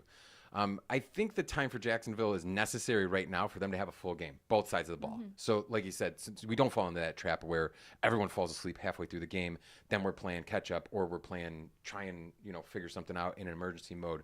Trevor Lawrence is not capable of doing that, accomplishing that over and over again. Only someone like Aaron Rodgers is capable of always being in a panic 2-minute drill and accomplishing, He's not ready for that yet. He's not ready. I don't think he'll ever be ready. He's just not that type of quarterback. That's not him. But I do, for some stupid reason, still have faith that Jacksonville is not the worst team on planet Earth. So a little bit of a mixture of 5-1, you don't belong there. I hate the Giants anyways. Give me a reason to celebrate. If they don't, I'll just shrug. I'm taking Jacksonville. 24-21 in their own version of giving the Giants a little taste of their own medicine, edging them out. 24-21. I would still call this, for my favorite, to be an overtime game, by the way. I like that. Okay. In which case, Mama Celeste heads up. If anybody knows what that reference is, because I know my wife doesn't. Nope. It's from the movie Don't Tell Mom the Babysitter's Dead. Okay. The way that they decide who's going to work is they take a Mama Celeste pizza out of the freezer and they flip it. So Mama Celeste face up, I go to work. Mama Celeste face down. Gotcha. The dude's got to go to work. He has to go to the gas station to get He's straight gonna go into work at another the gas gas station. I love that that's working. That's playing, baby. DFS picks. Let's do this. Okay. So I still love Barkley. I know what you just said, but honestly, if you didn't play him week 1 when he was $6,800, I don't know when he's going to be 3 times do you value. if you have to make a choice between Barkley and Henry, which is a very common choice? I'm Henry all the way. Okay, just make it true. Barkley's a whopping $9,300 this week. Too much. Way too much money. Way too You're much. not going to see 3 times value today. But in terms of the other running back, we talked about how Giants' run D isn't that great. We also haven't seen much from Etienne. I know you said you love him, but he's only averaging 9 carries and 50 yards a game here. I think I'm good. I mean, even Christian Kirk is kind of off the table for me. Wow. Look who's throwing the ball to him. I mean, I've just seen him break out for 3 touchdowns. I've seen him do absolutely nothing. It's crazy, but it's so inconsistent. to blow him off when that easily. We're going to get to the late games. When you have so many options, it's so hard to be like, Kirk's the guy this it week. hurts his value too when I put a lot of value in Etienne Jr. $6,200. Barkley will live up to his 25 points and get you for $9,300. It's not going to be just not enough. worth it, It's almost a yeah. joke. So no deal there. And then if I do like Etienne, I have to make the commitment that Kirk's not going to be as explosive. You don't want to limit your He's not going to be that guy ceiling you have by- to have on your roster. Yeah, you don't want to limit your ceiling by playing Etienne and Kirk. There's only Like, so many you have points to go believe around, in- everybody. Yeah. As my wife famously told me when I first started Fanduel. I remember I was stacking crazy. I was stupid. I would put like Ben Roethlisberger, Claypool, Brown, and their tight end. And she's like, "There's only so many fucking points to go around, Mike." That was one I took with me forever. Anyways, not to say that That was you so are, sweet. yeah, fuck you. He remembers things I say, guys. Like 7 years ago. Yeah. What are we doing next one? You can throw the picks back up if you want. No. Why do I keep forgetting about the picks? I don't You know what I think it is, by the way, with the mic, Music, or not the with the camera. I think that when I put on these pages and I don't have the camera source visible, 24-21. By the way, I said an edge out, and you like New York Giants the to edge out. still edging out 21-19. 21-19. Would you say that's an edge out, or would you say that Giants are beating them 19-10, So and then that's garbage what time that's Jacksonville what gets I a touchdown? predicted I actually predict that Jacksonville's going to score the vast majority of their points in the first half. The Giants are going to be Like they down, do. and then Jags can't play 4 Kind of quarters, just so they're like, scrape together the most oh pathetic well, fourth quarter and lose. they beat in us, darn. Yeah. Let's go home. Get to go home saying, "Oh, we got edged out." And you're like, "No, you weren't. No, you gave lost up that the game." last half of the football game. Yeah. So again, with my pick, I don't know Lost. if it's half like in Jacksonville, thinking that they're better than they are, which is for some reason I've had that notion for the past several years, or if it's that just pure hatred of the Giants. They don't deserve to be where they're at. 5-1. I And can't they have believe a that they're a really playoff easy team, schedule. and they have the coming up, easiest too. schedule. Like, Not that I wish anything bad, but this would be bad It'd be if like they lost. a 9-2 team by the time we get to week 12. Maybe. Clown shoes. Okay, moving Next game. I started dancing too early. Cleveland. 2 and heading 4 to at Baltimore. Baltimore 3 and 3. Yeah. As good as Lamar Jackson has 46.5 been. over under is a big one to point out. Yes, It's one of the higher absolutely. ones, but it's in the morning it's just high enough to games, mess with your brain. Yeah. The 3 and 3 Ravens are hosting the Browns as a 6.5 point favorite here. A lot of 6.7 point yes, favorites. I hate that. That's why you know it's a wonky week. Yeah. You know it because there's usually like 2 10-pointers. You know I don't know how many 1.5s there were. I don't think there are any on It's this. interesting. To be honest. Yeah. We're not crazy.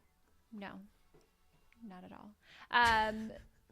Lamar Jackson, as good as he's been, I'm surprised that this team is at 500. I think the expectations for Baltimore really haven't been met, and let's just say that the expectations for Jacoby Brissett, like, were there any expectations here? But the Browns look really rough. This slate, like, so far, it's just lacking a lot of excitement for me. Like, this is tough. This is a tough week to talk about. Yep.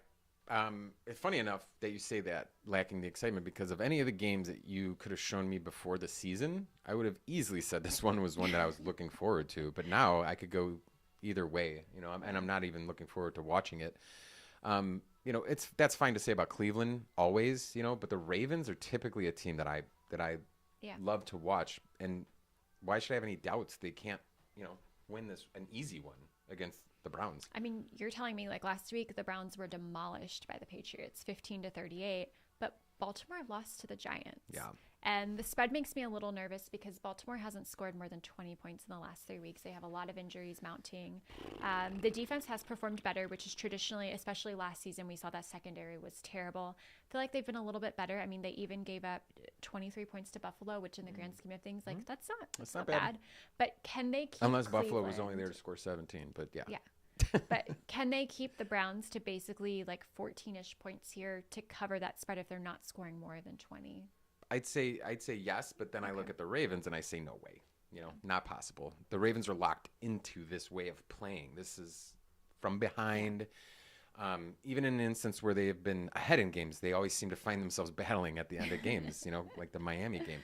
Cleveland, on the other hand, seems to flourish with games like that. Being up, letting it go is not a problem with them. I have no doubt in the Ravens to win, but how? Which way? Which way does it go? Yeah. Well, let's break it down a little bit. Baltimore has a funnel defense, so they're much better against the run than they are the pass. And on the Cleveland side of the ball, their defense is just bad, like, all around. Mm-hmm. They're sitting just outside the top 10 in most rushing and passing yards allowed this season. So I think this really favors Baltimore. They like to run, and outside of Mark Andrews, there really hasn't been a ton of passing chemistry. Mm-hmm. Not to mention the run game is pretty much all the Browns have going for them. Yeah. But Nick Chubb, he's been largely ineffective at making value in terms of fantasy, and he's splitting too much. It's common. He's priced for the volume, and he's getting the second most rushing attempts behind Barkley. He's leading the league in yardage and rushing touchdowns, but you're not seeing that reflected in Cleveland Browns scoring. Yeah. Yep. So we talked about Mark Andrews. There hasn't been much chemistry outside of Mark Andrews in pass catchers outside of Mark Andrews. There really outside isn't of much Mark receiver Andrews, chemistry. which you would just think you'd nail Mark Andrews on this game. And if he does come out, if he does come out doing well, I'm not going to be surprised. But in most of my simulations, I like to kind of simulate. No, I do take those into very serious account. And I did have him scoring pretty regularly, but I didn't have him going absolutely outside of his mind. Okay. There was a couple games where he didn't even do anything. I like the bet that he doesn't live up to his value. I think that the riskier play is that he does. It's high, too. Yeah, so he wasn't a factor in my simulations. The ball was spread. Not to say that the Ravens aren't going to score, but the ball was spread out a little thinner to everybody, like a Jamar Chase kind of situation. Okay. I don't know who's getting it in that one. As Cincinnati, I could at least pinpoint Higgins, Hurst. No, you have And this Bateman, you have DuVernay. I can't. Yeah, I can't pinpoint, but it's gonna be somebody. Yeah. And it's not gonna be Mark Andrews every single time. I feel like Mark Andrews is more used when they're in trouble, when they need to score. This game, I don't think they're gonna need to score. They're gonna want to score. They're gonna score. They're not gonna need to score. They're not gonna be in desperation mode. So Mark Andrews off the table for me. And $8,500. No, if that doesn't turn you off alone, then take all my other pointers. Especially when typically you'll take Lamar with him. So now if you take Lamar and Andrews, you're talking about $17,000. That's a lot. Just for those two guys. Yeah. To maybe do okay. The riskier play is that they do extremely well and they are your 1,000 Maybe winners. It's worth but having it in one lineup. Who the hell else are you going to put in that lineup after you're done with them? You better hope they both get 50 points each. Yeah. I don't like the commitment. I would, if anything, unstack Lamar. Okay. I love that because Lamar, he runs the ball. He passes the ball. You know, you get kind of best of both worlds. Yeah. Kind of coming back to the prediction end of it, you know, I expect game script is going to also limit Chubb. We mentioned the Rendy's really good on the Baltimore side. Chubb, we're not seeing it reflected in the points. We saw him last week against New England. He was barely there. It was like he was not a difference maker on that team. So I'm going to take Baltimore here with the win. If they can dare Jacoby Brissett to beat them in the air, Baltimore can keep Cleveland at bay and cover that spread. I have some hesitations about it, but I'm going to go all in on this. If I'm going to go with Baltimore, they're going to win and they're going to cover that spread. I have it 27-20, so barely covering and barely going over. Wow. Okay. Well, this is a game where I expect the Ravens to lock down and play a see what happens while scoring and maintaining a slim lead. That's what I'm calling this one. I see Harbaugh playing with this game a little bit, you know, like having some room to play, and then therefore he does. Never out of hand. The only issue is how often Cleveland takes advantage of teams like that. Yeah. So keep that in back of everybody's mind that, like, if you thought Harbaugh would play around a little bit, he's also going to be remembering, just like me, that Cleveland specialty is kind of doing that. If you ever think that you're super comfortable against Cleveland, you better, something's wrong. Like in the air, you're like, why do I feel so confident that I'm beating this team and that they kind of suck? And all of a sudden, you know, it's kind of, after it being kind of Cleveland's thing, I do believe that's also why they went out and got that York kid. Yeah. So that's, you know, and awesome. if you know anything about York, he comes from the same kicking school as a little guy named Justin Tucker. So I thought that was a fun, like, dichotomy of those two people being on the field and seeing, like, Tucker's has so many, how many late field goals, huge yardage kind of things, and York is capable of that. Storyline, I would love to see York pull out a win with Tucker. A late field goal. That would be amazing. If that happens, I will know that NFL is fixed. I will know that it's fixed if that happens today. Mark my words. You bearded here first. But I'm not going to deny the fact that it would make for a very entertaining game. And you would just hear the broadcasters foaming, waiting for it, because they can throw up all that Tucker and the coach and the. Anyways, what's your pick? I'm taking Ravens over Cleveland 30-20 though. Oh, okay. I'm gonna crush that spread. Okay. I don't know why. Like, I feel like Harbaugh only puts great games together on, like, games that mean something to him, and I don't know why this game would mean something to him. You got to win though. Someone's get it done. Win. It screams just win and get out of there. But let's play around with it a little bit. Give them a little more DFS picks. Well, we talked about Jackson. I think he's fully capable of hitting his ceiling. He did it in weeks 2 and 3, but in both those matchups, the game was a back and forth. I mean, Baltimore scored 38 and 37 points respectively. I don't see them scoring that much here. I think he's good for 20 to 25 points today, but as you mentioned, at $8,800, I think I would rather save the money and look elsewhere. I have a feeling all my DFS players are coming from the late round of games at this point. I mentioned the negative game script expected from Chubb, so I'm going to pass there too. And Mark Andrews, you said it, he's hit another level of expensive. I cannot play him because of his price. Who does he think he is? Travis Kelce? Who does he think he is? Get out of here. I have that same feeling about my picks coming from the later games. That always terrifies me. Someone's coming out of these early games with 40 points, and I haven't seen anyone with a ceiling even near that. So in the game, however, if we are incorrect on the score, if this is truly a big game by the Ravens, have Lamar unstacked. I'm good. I'm good with that. If you want to go crazy, I think I'm going to throw him in a Andrews lineup too. when we get done here. I'll build a lineup with him. I mean, if game scheme goes according to that, you know, like, you got to play according to game scheme. If they're not in trouble, who knows? Maybe they do go to an Andrews. I just always think that he's more of a force it in than he is like a, hey, let's just have some fun. I think because I mean, why would you run more plays to him, risking his injury? Because if he goes down, you're done. You're done. So I don't know. I don't know how to That feel is about the that. that's the end of the early games. Oh, yeah. But we are not doing great on time Not this great, week. not So great, I think we're gonna skip our break that we would Yeah, normally we'll- do here. Maybe do some recaps on these games, get through the next 4. We got the next 4 coming up. We'll try and fly through these ones. It shouldn't be too hard. Yeah.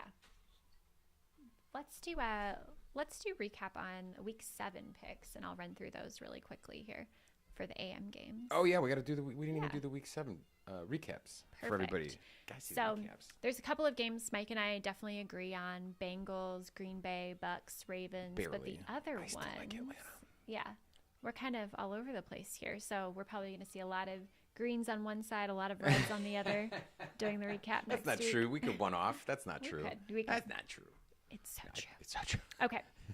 And then getting to the late game. So unlike these past couple I weeks, got 2 on there. Yeah. Sorry, go ahead. Moving on. unlike the past couple of weeks, we've only had 3 games to talk about in the late slate. So we have 4 here today. We're going to be starting with the Jets headed to the Mile High City to play the struggling Denver Broncos. I want to point out the total here is 39.5. So if you're looking to take a little Yeah, this nap is gonna be before a the bit- 425 games kick off, this is the one. You can sleep right on through Yeah. the third quarter because that's just going to be a terrible game. All right, 39.5. How embarrassing for both of those teams. It's just disrespectful. I think this is another laughable favorite. I mean, we talked about, who is the favorite in the Jags game. This is, again, how is Denver getting the points here? The hot team, yeah, it's not It's them. almost like they have an algorithm that they can't shake. negotiate Yeah. no matter how terrible a team is on paper. In reality, I'm sorry. Because on paper, Broncos do look pretty capable. Yeah. But in reality, They're they're not. dog They're shit. terrible. So the Jets are getting 3 points, and what are we still missing here? I know the Jets aren't a flashy pick, but I think they're doing a whole lot more than what Russell Wilson has shown he can do in Broncos country. Broncos country. Treat. Now with all the injury talk with Russ, I'm hard pressed to believe Denver could even eke this out today. I mentioned that point total is really low. I think this suggests that the Jets will score 39.5 points By themselves. by themselves. That'll be all the points scored in this That was game. a good, Yeah. little sneaky one. I was like, I got it. No, Vegas definitely got it incorrect, but I just don't know which way. We see a very unpredictable bad team with a favorite over a consistently winning program. I just can't understand the disrespect that the Jets are getting. But more receipts, I guess. That was mine. That's good. No. Nah. Is the I delivery. hated that from the second that he said it. I was like, what is that even? It's a little contrived, but, But it's all being good. being from behind before the game even starts, Jets have the advantage here, like they've had all season. Similarly, the Broncos are getting more respect than they deserve. It's really a yin-yang this week of who is getting the short end and who's figured to win. And attitude-wise towards game scheme, when it comes back in to play, is a team going in with too much confidence as the favorite that doesn't deserve to be the favorite, and a team coming in with something to prove, which they've been doing, not only needing to, but doing it. There's a huge difference between needing to and actually accomplishing it. And I mean, the Jets have done just that. They're Let them on a do what they do. 3-game winning streak. They've taken down Steelers, Dolphins, and Packers in that span. Now, with Zach Wilson coming back under center, we are seeing a larger volume of run versus pass plays. Naturally. So at the beginning of the year, he wasn't in the game. We were seeing the ball being thrown a lot by Joe Flacco. But now we've kind of switched over to this run-heavy approach. Even looking at the Miami game, though, they put up 40 points. The Jets did. Zach Wilson didn't throw a single touchdown in that game. 40 points scored. They had a total of 210 passing yards on just 14 completions. Sorry. Above his So, name, I have affordable, and then Why? Russ is why. And he's not even playing, so it doesn't even matter. Elijah Moore is apparently so frustrated too that he requested a trade earlier this week. Good for him. You won't see him today. But things aren't much better in Denver. I hope he gets it either. and then they win the Super Bowl. Dick. Russ Play is it injured. as a part of the team. He's not starting today. Melvin not. Gordon, we saw, was pretty much benched last week. I don't think today is going to be like. And he still somehow managed to fumble the ball on the bench. On the bench. With Russ out, I honestly think they're a better team. Eee. That's a bold statement. Write your hate letters now. Brett Ripien for the win. Ripien.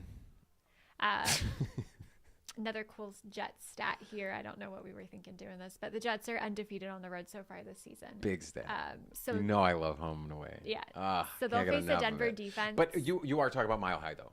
There is just like Seahawks It's have different. the, It's there's only different, I yeah. don't like it because I don't call it home field or away advantage. It's just environmental. It's environmental advantage. Yeah. Just like there's Like hitters playing parks at Arrowhead. in baseball. It's the same yeah. thing. Yeah, and it doesn't. In hockey, I won't go into that. But football, there's several. Qualcomm or whatever Seattle's is now, Primeco Stadium. Kansas City, Arrowhead, and Mile High. They all come to Empower Field. Empower Field now. I think that's what it's called. Yikes! Oh, you took our ticker off, so. I took the ticker off. Oh, because I'm on the this recap. one, yeah. Whoops! Oh, I should have kept it on the recap because now I got to go to the recap so much to keep the camera live and going. I'll fix that. But Okay. anyways, That's all good. There we go. It's like Empower Field or something. It used to be called Invesco. either way, it does factor into games. Teams have to get there earlier. They have to practice more to adjust to the climates and the air pressure or altitude, whatever. Altitude, yep. You get altitude sickness, for Christ's sakes. There's certain players that can't play there. Moving on, though. I love Home that. recency bias doesn't really matter to me, but it is important to note that the Jets Absolutely. are doing really well on the road. And I mean, Denver's giving up less than 17 points per game. This is definitely a test for them. Denver D's pass rush is the highlight, but the Jets don't rely on Zach Wilson to throw the ball. Yep. So that's going to shift just a little bit today. I mean, in their last 3 games, the Jets are sitting right outside the bottom 5 in fewest passing attempts, and they're inside the bottom 5 in the fewest number of completions. So I'm expecting the Jets to take advantage of Denver's run D that's pretty middling in terms of league comparison. And that's what we've seen them do. Like, this game fits perfectly in terms of scheme for them. We've seen Michael Carter and Breece Hall since Zach Wilson came back. The Jets are running the ball nearly 32 times a game. I think this bodes well, like I mentioned. Denver itself also relies on the run, but the offense is completely ineffective, especially in the red zone. In the past 6 weeks, Denver has scored more than 16 points just one time. No, I don't expect them to do anything but keep the ball safe. I mean, that just makes sense, right? If it's me running the team. Funny enough, being their biggest issue with or without Russ. Yeah. With or without cripes. Looking for it to be a focus. Obviously, keep the ball on the ground as much to facilitate that. So what are we really looking at here? We saw Melvin Gordon supposed to start today. We'll see what that actually means. I just really think this one might be very slow burning, arduous to watch. Just fighting to stay away. Yes, we are famously at the 4 o'clock games. It's tough. And I have the Jets winning because the Jets deserve my respect. They have earned it. And you know me talking crap at the beginning of the season so bad. But in the back of my mind, I was like, then do it. Do it. And I have like 3 or 4 friends from back in the day that I'm just so happy that they're happy because I know how miserable they've been. So go Jets. 24-20. I'm with you. I'm with you amazed that I 100%. gave the Broncos 20 points. Yeah. To be honest with you. With all the turnovers and sacks I expect the Jets to generate today, also against the most penalized team in the league, I would have preferred to take the under here. That would have been my preference. But here we are. I'm going to take them to go 4-0 on the road. They're going to win 23-17. I will say the bet I do love is Jets money line. It opened at plus 115. That may have softened just a little bit, but I do love that. I like the music that it gives you like that. Hey, let's go. You're We're doing done. the picks. We got to go. Yeah. 23-17, so you didn't have as much respect for the Broncos, which I respect. 24-20, That's 3 it's points. so similar, though. Let's talk Cool, man. DFS. Yeah, let's talk DFS. Denver is dead to me from a fantasy perspective. I honestly can't believe their defense is top tier either this week. But on the Jets I side, got Russell Wilson on there for Christ's sakes. We don't even need to look at that. on the Jets side, their defense has I see Cortland skyrocketed. Sutton's last 5 games. You don't need to. You don't need to. It's fine. Moving on. Jets, their defense had a 20-point outing last week, so their price has skyrocketed. It's $4,300. I don't like chasing stuff. If they have a good week, I like to stay away from it. But I think some exposure is like a little bit deserved because Denver's given away 7 like giveaways on the year, Give it away. Give it away now. Yeah. Give it away. I initially wanted to add Breece Hall here too, but he's 20th in the league in rushing attempts and has 3 touchdowns. His salary's All in the first game, $7,600. So I just I'm having a hard time. They're obviously going to run the ball a lot, but there is a bit of a committee and a approach with Michael Carter. Yeah, and if one's not working, they'll abandon it real quick, and they have an equal and opposite. It's tough. It's not a tandem like Chubb and Hunt where they're very specific to roles. One's these guys are like, who's having the better day, and then that could be a slip. He slips once, and now all of them are going there. It's a crapshoot. Yeah, don't get caught in it. Plus, we're going to talk about way more exciting DFS games coming up. So Are we not at the? Oh, I wish we were. Yeah. I'm I'm going to let this one play the way that coaches intend. Nothing out of hand. Therefore, no superstar really sticking out. This would normally be one I would look towards defenses on, but even there, I can't commit. There's too many way less risky choices. So why not? But if you are contemplating a low-scoring game, obviously it's always smart to look at the defenses. Yeah. Turnover rates, sack rates, they're not there for me. God bless. We did our picks, or at least we put them up on the screen for half a second for that game. Any injuries? No, nothing too crazy that we need to talk about. We talked about Russ is out. Russ, obviously that's gigantic. Otherwise, I think Rabian can. Brett. Brett can do it, man. I like Brett. Moving on to my favorite game, absolute favorite game. And you're going to see why. Oh, man. You're going to see why this is my favorite game in like 5 minutes. 4, 3. We got to go. We have 2 teams coming off their bye week. Houston's traveling to Allegiant to play the Raiders, who have a worse record than their own, if you can consider the tie to be better than a loss, which I think it is. Vegas is a 7-point home favorite here, and rightfully so. All 4 of their losses were by a touchdown or less. So just to recap, because we haven't seen these teams play in 2 weeks, last time we saw both teams play in week 5, Houston pulled out their first win against Jacksonville. They scored 1 touchdown in that game. And Las Vegas couldn't hang on against KC. They squandered a 10-point lead at halftime and lost by a single point. I do want to point out, though, if you didn't watch the end of that game, it was really an issue with play calling. I didn't agree with Josh McDaniels going for 2 when they could have easily tied it with an extra that was point. Weird. Josh. That was very aggressive. And I don't think it was necessary. Very un-Bill Belichick of you. Very. So stupid. And that's why you don't do it. Take the points. Yeah. And I'm a guy that's by individual instance, but that was easy. That wasn't one like, oh, he took a shot, and sometimes you do, and that was just like, wow, you're stupid. You could have just gotten the extra point, pushed it to Way to go, overtime. bud. Because wins are easy to come by in this league. Against Kansas City. Yeah, right. Could have got yourself some respect, but instead you just showed your ass. Yeah. I'm sorry. So, anywho, I always like to consider, bye week's impact on a team. This essentially cancels things out. They both had the benefit. But even despite Vegas' struggle to win games, putting up points has not been an issue here. They rank 6th in the league in scoring, 25 points per game. Okay.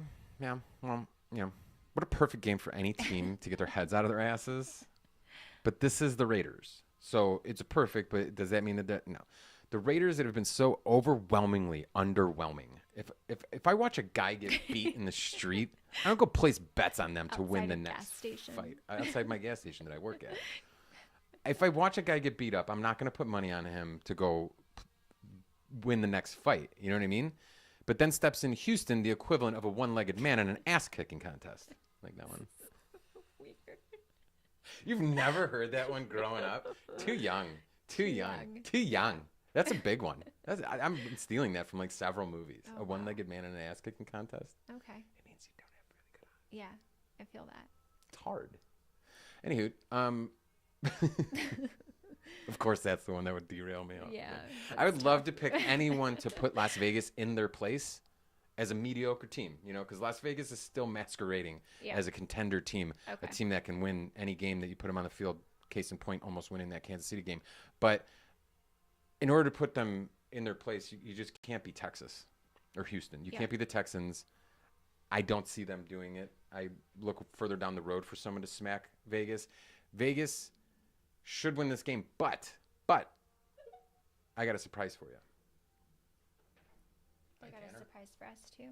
Yeah, Tanner's got a surprise. Sorry, a little beep came off the thing. Yeah. On the other side, when we're talking about the Texans winning a defensive game, because that's what they need to come out and do. They need to play appropriately defensively for their I can't even call it mediocre offense. Bye, But Tanner. if this does come down to defense on defense, I do give Houston the edge, right? Okay. Because, I mean, it's either that Las Vegas is going to come out and just dominate, win, offensively, or Houston puts some brakes on them, and then Vegas will scramble.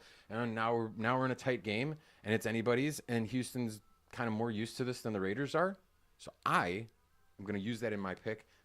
The smallest, tiniest little edge, which now I'm doubting because they just got beat by Kansas City, but I did take them 24-23. Houston wins this game. It's tough for them.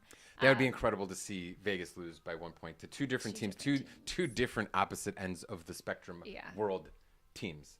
It's interesting we're on opposite sides of the ball here, like vastly. It's not. You know exactly why I picked this Well, one. my pick was based on how terrible the Houston run defense is. So Josh Jacobs is in the top 10 of running backs in terms of volume. He's averaging 5.4 yards per carry. I mean, this seems like a game where Vegas is going to thrive.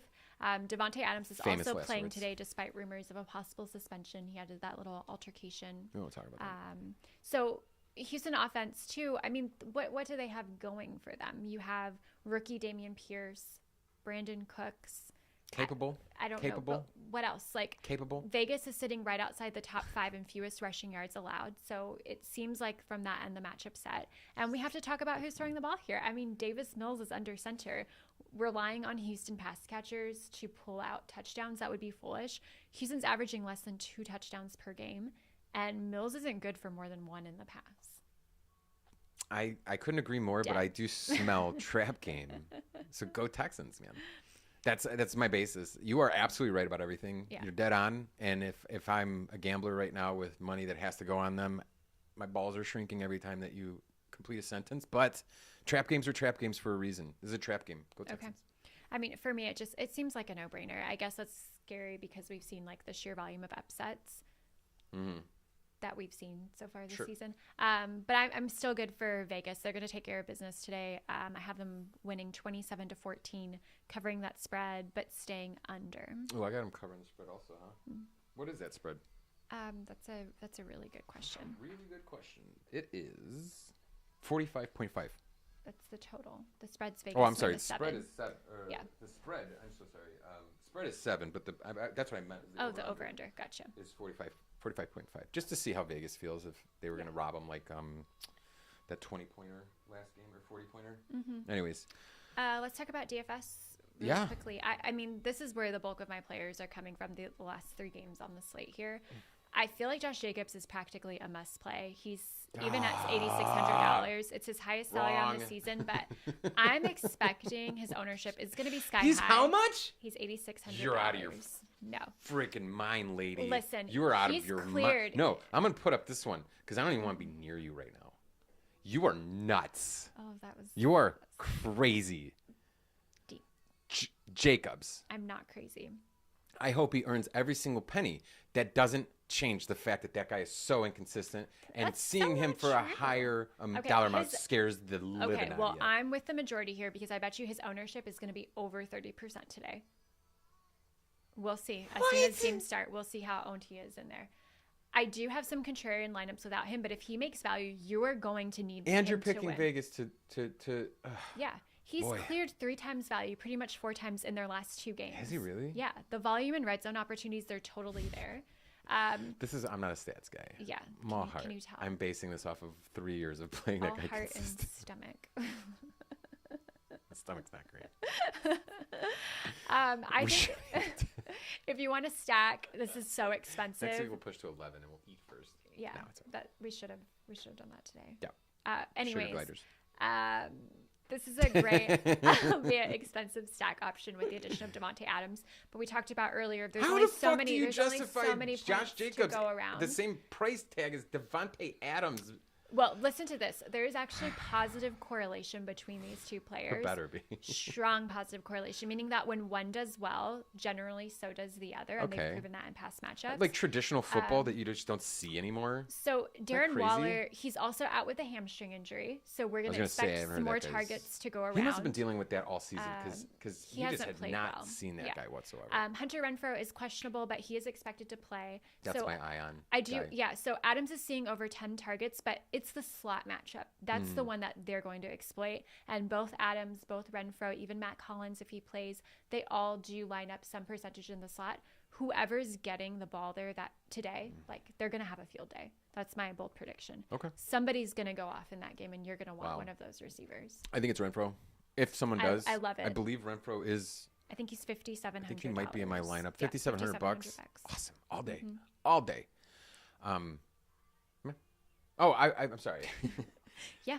I mean, I've been saying it though. I do want to just like bend this crooked eye at Jacobs because that's just my tendency now when he's failed me so many times. But I also, to aid that, didn't see him showing up in my simulations whatsoever. So, you know, I still like Hunter Renfro, as I mentioned, at $5,700. I think he's extreme value, and I think he's fully capable of having a 100-yard, two-tutty game. That. But that's it on both sides. Okay. As far as I wouldn't even, I a lot of can't people wait to look see at the your lineup. defense of the Raiders. Maybe Okay. Fair enough. Bad team doesn't automatically make other team The other defense team better. better. That's not Yeah. how that works. So Thank you. I don't want that.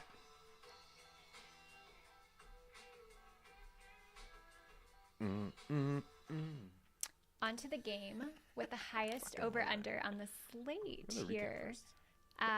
Talk it through a little bit. Seattle heads down to SoFi to play the Chargers. The Chargers are a 6.5-point favorite here, which I think is it feels a little aggressive to me. And the bettors, they would agree with me on that because that line shifted to 4.5 as of yesterday. So Hey, someone could be messing with that. no. Should've It's aggressive. So from a That's roster pretty aggressive. construction That would be a lot of money to move perspective, that line. the Chargers are definitely the better team, but we've seen like this resurgence with Geno Smith. They've had some talent. Even, I mean, it all comes down to whether their defense will show up like they did last week, and that's when they won against the Cardinals. So I'm excited to watch this game. I'm going to try and take my nap before then, so I'll be nice and fresh for this one. Because two teams that are averaging more than 23 points per game, like how will that not turn into a complete I'm not shootout? clairvoyant, but I imagine you screaming at the TV obscenities that entire game. Just like, what is happening? Like, because I've seen You it don't too many wanna times with listen to both of that. those. I've seen it. No, I love listening to it. Love it. Loser. Win. Anyways. I am interested. This is an injury report to keep an eye out on. Both teams, the reports are rather long. Chargers could be thin at wide receiver. Palmer, is he out? If Keenan, yeah. So Palmer's Allen's out. Let's take a peek here. Palmer's out. Parham's Kelly's out. Kelly's out. Keenan Allen is a complete game time decision. Tyler Lockett expected to play. Yeah. If Palmer and Allen are out, and then Kelly, how do you not play Austin Eckler? That's okay. We'll get into DFS, but I do feel like he's just another game that tears my brain apart. Yeah. Both again, like we've seen, like Atlanta, Cincinnati, like a real life pretender that can win in any game against a team still trying to pick up pieces from a couple failed Super Bowl runs. This team does not look like a team with those runs under its belt. It's weird to think that they have a point spread that they do, and that's probably why it fluctuated so much. Seems Vegas may be basing this on who the teams are supposed to be and not who the teams that they are currently. I don't think the spread is accurate. So moving right on to what my prediction? No. Well, let's get right to it. I mean, I mentioned before. We just talked about injuries. We talked. Oh, we haven't. Okay. I mentioned before that Seattle has no issue putting up the points to keep this competitive. The offense is 8th in the league in scoring, and the rushing production, it hasn't fallen off, even though Rashad Penny had that season-ending injury. We mentioned Tyler Lockett. He is expected to play today. That was something to keep an eye on. But both him and DK Metcalf, they have really great matchups against the Chargers cornerbacks. Still going to run into that issue. The same as the past several seasons, but who will be the Lockett, the Metcalf? Good luck with that. And as I typically say, neither is an option. Okay. A good option, the option, I believe. I don't know why, like you and now the gamblers apparently are on your back, but everyone's shifting this, and maybe I'm stupid, but like looking at 75% think that it's a clear winner out of this game. I don't understand why you're having so much of a hard time with it. I mean, I'm not having I don't think I'm having a hard time with it. Oh, okay. Per se, but let's talk about the Chargers. Well, look at just a the little over under. bit. I mean, what are we talking? it's 51 high. points. I think it's going to be 51 back points. And forth. Clippers are not going to Clippers. The Chargers are not going to. I call them the Clippers. That's a thing. It's his thing. Chargers are going to score 51 fucking points. So Okay. it's Well, let's talk about their offense. okay. It's ranked just a tad below Seattle in terms of scoring, but they have taken a pass-heavy approach. So they're third in the league. They have 280 passing yards per game. And despite that, that hasn't limited Austin Eckler's effectiveness. So we actually don't typically see Austin Eckler carry the ball more than 14 times a game, 14 to 15 times. I'm interested with Joshua Kelly out if we're going to see maybe a little bit more of Sony Michel today. But regardless, Austin Eckler, best stat ever. He's the league leader in yards after catch. Don't mention Sony Michel. 344 total yards on the year after catching a ball. So where does the edge go to when we have two offenses that like to score, like to put up points? I think it goes to the better defense. You can limit scoring opportunities as well as the offense that can control time of possession. So I'm taking the Chargers. This isn't a game where I felt like it was difficult to distinguish who it would be. I just felt that the spread was really aggressive for a Seattle team that can put up points. Spread dictate what you're... So if you can grab the current spread, I think that's even better. But I'm going to take the Chargers 30-24. 6.5, it feels like a lot of points, and I'm obviously leaning toward the over here in a potential shootout. And Seattle's facing an uphill battle, just to start with, whether they get it out in front early or not. It doesn't really matter what they bring to the field. They're dealing with the Chargers. The Chargers will prove to be too much. It may even be the first game that's controlled on both sides, because the Chargers have been known not to do that. Seeing the type of players that they have on their defense, and then it's like every other game you're hearing it's either the Bosa's and the is Bosa hurt? He's on IR. But like they got Mac, they got you either hear the defense is having a really good game, or you're hearing the offense they've never had a real complete game yet. And I think this is the one. If you're smart, this is the one. I'm not saying that's the lock to happen, but that's what it smells like. So do it. I'm going to take this as my blowout of the week. Massive 37-15. You bearded here first. That's how you get your points, your over under. Okay. Got it. And I didn't say they were going to score 51. Yeah. But they will score bulk of the 51. So I'm guessing we're going to have some DFS players if you're, riding on Chargers scoring so many points. Let's talk about that a little bit. Windows and the camera stops. I mean, I feel like there's a ton to love on the DFS side. I won't speak for you, but both teams are giving up over 25 fantasy points to running backs each Mike Williams week. had a whopping 2.7 points last week, just so you know. Seattle also gives up the most fantasy points to the tight end position. So Gerald Everett, he's expected to play. I think that's a little bit of a sneaky pick because you're going to see Mark Andrews and Travis Kelce getting a lot of ownership. Everett's $6,300. For the $6,300, I believe when he started the season, he was more like $5,500, which is outrageous. There's key indicators here, but I don't know. Anyways. From the remaining positions, I mean, Eckler, he's a running back, a receiver. I love running backs who get the targets. He's massive, $9,500. That's so much. But he's met value before. Look how they're baiting you with his backup, where though. The Chargers put up 30-plus points. Typically, when I see that, when they back up when you see a couple guys that are outside of what they should be valued at, something tells you that that big guy is going to get the bulk of everything, the points and everything. So watch Eckler have a 30-point day, but I don't think he's on my roster. Okay. Let's talk about Hawks a little I hope bit. Sony Michel runs 3 in. Thank you for that. Let's talk about the Seahawks, Mike. Kenneth Walker, he's $7,300. I think he's going to have high ownership, but the running back prices are just so steep this week for those in good matchups. And I'm worried the game script could go against them if the Chargers happen to get up early. I think a healthy DK Metcalf, he's still looking for a big game. He's $6,900.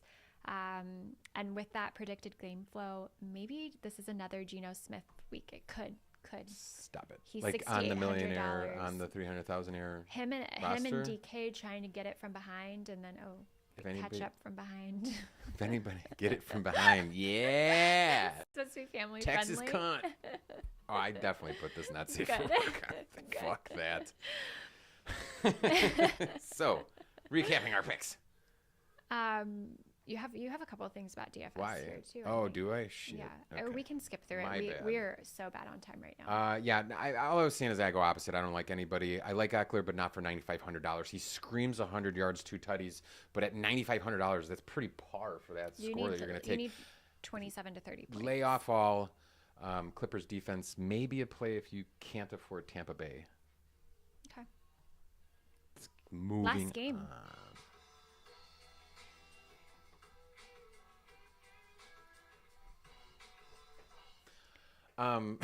It's my favorite part of the show so far. The camera has been malfunctioning. I'll talk about that The later because I entire got to time. apologize for that, but it's been a nightmare. I'm surprised that we were able to continue to go. It's all for you, Damian Pierce. Damian Williams. Damian Pierce. Last game on the Is it slate. Damian Pierce? It's Damian Pierce, yeah. But Damian Williams used to be the old KC running back, so it was like, Okay. went with this. All right. Kansas City's taking a road trip. They're taking on the 49ers as a 3-point favorite here. The total is also one of the higher ones on the slate. So these last couple of games by far should be a little bit more action-packed than the barn burners we saw at the beginning. The total's at 48.5. This feels like a must-win game for both of the teams, but Kansas City, especially in that AFC West division. The Chargers have the same record as them right now. KC does hold the tiebreaker, but the Chiefs have a really tough remainder of their schedule coming up. So I think the biggest news of the week, we touched on it earlier, it's obviously the trade of Christian McCaffrey. Jesus. Sorry, I'm freaking out. I pressed the wrong button. It's obviously the trade of Christian McCaffrey from Carolina to the 49ers. I expect we'll see him on the field. I think his utilization is up in the air. I mean, CMC does fit in perfectly with San Francisco's offense. They're a very heavy run game approach. A little bit of like that West Coast where we see like some horizontal passing game, not like downfield threats, but that's what their run game does. It opens up that pass. So I see him having a ton of success on the team. I don't know that we're going to see it this week. But the great thing about the 49ers, they can not only score points, but they have one of the best defenses ranking second in the NFL right now. Yeah, but I live by much more of a show me, than my wife does, unfortunately. Show me what? Show me anything. Show me the truth behind what, Not apply losing it to to the a Falcons. game. Yeah, exactly. That's exactly where I'm going with on that one. I've spent my money I had reserved at the beginning of the year, just like every year. It's gone within the first 3 games on McCaffrey. He doesn't get a do-over with my bets, just like he doesn't get a do-over with a new team. Let's not forget Christian's stat that he will hold over every player forever. It's the most games walked out on, whether due to injury or some other underlying factor, kind of like a bitch. I don't think they just rely on him. I think he's a paperweight for a few games at least.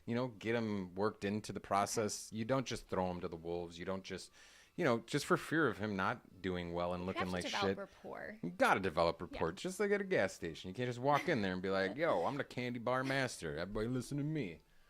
Buck mopping. No, I'm just saying, like, you got to put in the work. You got to do everything. You got to prove to everybody that you're there to be a part of a team and not be Christian McCaffrey, who's going on news reports already saying he's going to score 25 points per fantasy game. Shut up. Shut up and play football. Anyways, I don't understand what home showing, let's get some home plays means, but you don't step on Debo. You don't step on Ayuk. You don't step on Kittle like that. That's also another thing. You don't walk in there and step on those guys. So anybody contemplating playing McCaffrey this week, if he does well, congratulations. But that's just based on absolute dumb play calling, game calling, because that is not the right move. If you do, God bless, keep him, enjoy that. I'm not going to be upset about it next week. Okay. That's my 2 cents on that. Back to that phenomenal 49ers defense. Sure. We watched San Francisco lose last week to Atlanta 14-28. That rant of McCaffrey should have been way bigger. I thought I did pretty well trimming that down because I have a lot to say about how they're getting several of their key defensive players back. I think it's important to remember because one of those Atlanta touchdowns was defensive. Yeah, that's a big one. It was a fumble recovered and taken back for 6. So even with their I think second swayed unit my playing, Cincinnati. they gave up 21 points with the second and third unit defense. Like I don't think that's nearly as bad as the score kind of makes it look. But the big thing is that San Francisco has to do a better job of protecting the ball today. And we've actually seen Kansas City struggle with very similar issues. Last week, Mahomes threw 2 interceptions against Buffalo, including the one that ended the game, probably the one that everybody remembers. Both of these teams have a negative turnover margin on the year, which is important to know. Yeah. But one's the Chiefs. And one is a team that couldn't do anything against Atlanta except buy another player at halftime, basically. I mean, how do they expect me to trust them? How do they expect me to trust that at all? That program, they don't take it seriously. I don't know why I should either. I might as well put our entire savings on the Panthers to win the Super Bowl while I'm at it. Want nothing to do with that. San Francisco's dead to me. Is that? Okay.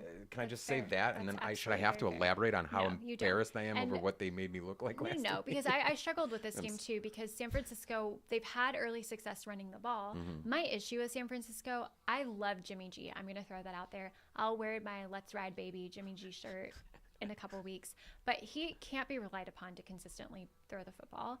And I don't know, even with that, then we have Casey's defense that's slowly becoming an issue that the offense hasn't been able to overcome in some games. So this is a better matchup for them. The run defense, it's far superior to the pass rush.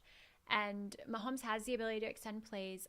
I think he's going to find success here. So I'm not banking on a blowout. I don't think the Chiefs can just go in and blow out the 49ers by any means. But their offense is full of playmakers. And I could see it being tough for San Francisco to hang on. So taking my prediction here, I'm going to take Chiefs 31-21. If there's anything I feel really confident about, I would say it's the over. Really? Oh, and I would say think probably that you you and agree. everybody else, and I do have think to you agree. agree with that. I do have to agree. Sorry, I was just fixing a couple of things. No worries. I mean, I believe you liked the over too. Yeah, absolutely. You loved that over. Did I? Yeah, 31-28. 31-28. Okay. Yeah, no, I like the over. I like the Chiefs. I'm sorry, I was fixing something. I like the over. I like the Chiefs. I don't buy into anything that San Francisco's put the Band-Aid on in the last 72 hours. I don't think you should either. Yeah, not today, not next week. Yeah.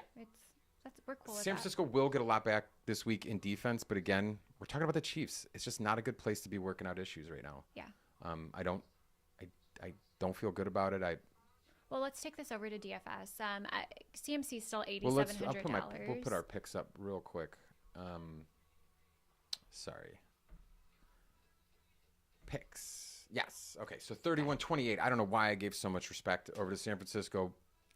Maybe 28 is me thinking that that's the best effort that it could possibly put out there, which is fair because I still at the end believe that Kansas City beats them absolutely no matter what, you know. And that's my story. What did you? I mean, we have very similar scores here. I mean, I don't have nearly as much respect for the 49ers, 21 points, but we can talk about DFS just a little bit. I'm managing expectations for CMC. He's still $8,700, which is outrageous. I don't expect anybody to play him.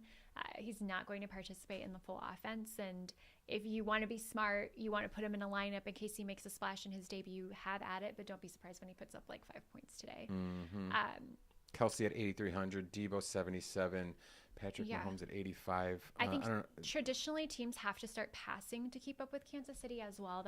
I think that's one of the reasons they're allowing the third most fantasy points to the quarterback position. You know, like they get down and then you're not going to keep running the ball. So I'm staying away from Jimmy G. He has yet to meet value. Unfortunately. Yeah. That's just so upsetting to me. For cash games, I think Mahomes could be a good pick at $8,500. Stacked or unstacked? GPP, I would have to unstack him here. And I have to pivot away for GPP because I don't know where this is going. Like the running backs on the Chiefs don't have the production needed unless they're scoring 40-plus points. And I don't think they're going to score that many points today. But then on wide receiver, the ball gets spread around so much on both teams. I'm just finding it. If you wanted to play Patrick Mahomes, the answer would be unstacked here. Yes. I don't feel Kelsey's a good matchup. But something that's interesting to note, George Kittle is $6,600. I know the 49ers don't use him, but Kansas City gives up over 14 fantasy points a week to the position.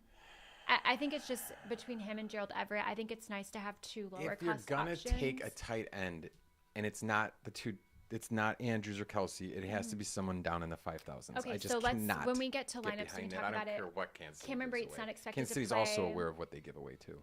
Cameron Brate's not expected to play today for the Bucks. Okay. A couple weeks ago, we talked about Cade Otton. We played Cade Otton. He got a touchdown. Touchdown. Little... $6,600 for a touchdown, 40 yards, 4 targets. For a $4,000 guy.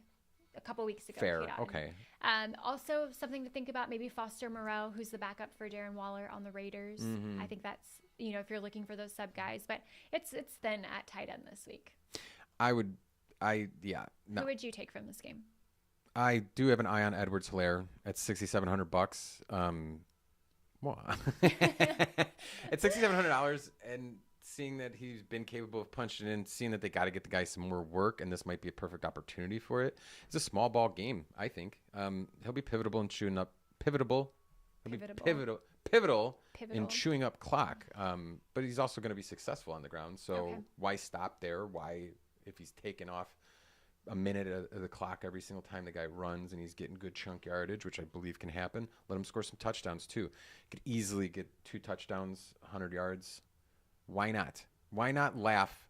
Why not have him do well and laugh at the guys who got Kelsey and Mahomes that don't do well? Yeah. Okay. That's me. That's just me. Picks-wise, we did do the picks. No one really talked about injury-wise. That's why we really didn't go over it. I'll throw it up there just in case somebody wants to pause it. DFS, we targeted some of those guys. I didn't even put who I really want in there, which I did make mention was 6,700 Edwards-Helaire. So let's look at our PM picks. Here we go. Okay, so we like the Jets. Yeah, Chargers, Chiefs. We're very different. That's gonna be a good game, and it's one of those that I don't mind to lose on Houston, and the possibility of winning and being that awesome is just too much for me to not take, right? Yeah. Any other big notes? Are we going to go to our lineups then? Yeah, we should do our lineup. Let's get the hell out of here. We got game starting in 20 minutes. 20 minutes. We have lineups to put in last minute. I put in Herbert, and I got a weird feeling that could go any way. Because I'm almost tempted to take him out now and then put in. Because here's the other thing. When I made mention that Herbert and who's the guy I put in? They were like basically the same quarterback. Herbert Herbert and Burrow. Herbert though has Eckler who could chew up a ton of points from him. Mm-hmm. I'm tempted to go swap those guys out. Okay. And it would make me think that I should put Eckler in, but then I would have to dump Henry, and I'm not doing that. So. I feel that. Otherwise, I'll stick with my weird guy touchdown back, who I saw come up. Renfro, I do believe, will have the offense run through him. CeeDee Lamb got no choice. He's gonna get the ball whether he likes it or not. Against that team, he should have a great day. Paris Campbell, I don't know. I've just been seeing his name so much. Etienne, that's just so I can afford Henry. And then I did pay up for the Buccaneers. Okay. On my end, I struggled this week with lineups. I'm not proud of any of my lineups. Yours is either going to come in first or last. So I talked about how I think the Seattle Chargers game, I'm going to stand by my convictions here. Is that the right way to say that? Stick to my convictions. I don't know why I struggle with that so much. English is my native language. I'm going to stick to my convictions here. I think the Chargers-Seattle game is going to be a high-scoring, back-and-forth affair. I'm going to do the stack bring-back option with Geno Smith and DK Metcalf. I'm bringing it back here with Austin Eckler on the other side of the ball. I also mentioned I love Josh Jacobs. I think you have to play him. I'm firmly in that camp today. I have him here. I also have him with Hunter Renfrow as well. We talked about that slot matchup is dynamite. Yeah. Whatever receiver is getting it in the slot, they're going to be getting it in the whoever's in the slot, they're going to have a field day today. After spending so much money on all of those people, I really had to do a little bit of like stars and scrubs kind of thing. AJ Dillon was kind of like the best option that I had for my second RB position. I have Austin Eckler in the flex down there, but I do like the possibility for pass catching for Green Bay today. I think the floor is very low, but maybe the ceiling's a little bit higher than I want to give him credit for. Finishing out wide receiver with Brandon Cooks, also another bring back on the Houston side. Great matchup. I'm not expecting Davis Mills to toss, a handful of touchdowns, but I do think Brandon Cooks could get the yardage. Yeah. And then finishing that with George Kittle, who I just spoke about. And I'm going to ride Cincy 2 weeks in a row. Let's see what they can do. It's bound to work. If I play them every week, it'll work one time. It has to. Yeah. So that's it. That's it for the lineups. You love what? It behind us. Oh, yeah. I'll put it on the screen. We should have probably had that the whole time. Yeah, this is awesome. But it's hard to see your players once you go down there a little bit. And I need that. Otherwise, that's it. That's it, man. That's all we have. That's all we got for you. You have about 18 minutes to take our advice and put it into a Fanduel Sunday Million. That's why we have to start at 10. I know. I know you need more time. I need more time. Way better at that. Yeah. We have some lineups to fix, some lineups to add. Yeah, I'm pretty set. I don't know. I'm gonna fix that Herbert thing, but other than that, I'm pretty set on mine. This was a great week for a lot of controversial games to be called. I really liked working with you this week on these ones. I can't wait for next week. Good. Yeah. The show's getting better. If we didn't have that technical difficulty, I'm so sorry that we did have that, but it's just something you got to truck through and run with. I think I maintained pretty well. Yeah. Thank God I had bailout switches. Next week, you're gonna get even better. because we go and relook at all this stuff. This is our football. This is what we do. This is all week. We practice for this, and just like regular football, it doesn't always just happen the way you practiced it. So really appreciate anybody sticking by us. We really appreciate anybody on Twitter Spaces. I don't think we had too much traction, but that's a work in progress. We just got that started. YouTube, we're doing this live every Sunday. We're supposed to do 10:30. It's looking more like 10:30 these days, but yeah. 10. We're gonna aim again for 10. One of these days, we're gonna lock it down. By next season, we hope to have everything locked down. Thank Just you for bear being with with us. us. Bear with us. Thank you so much. You will not be forgotten as our first fans. Other than that, We'll see you next week. we'll see you next week. I got a little outro for you this week, where it's just kind of a recap, and it's got. Oh, I have to show you this one thing. This was the funniest video of the recaps. It's the Detroit and Dallas one. Let me see this. Recap, no blur. This guy crying right there. Oh.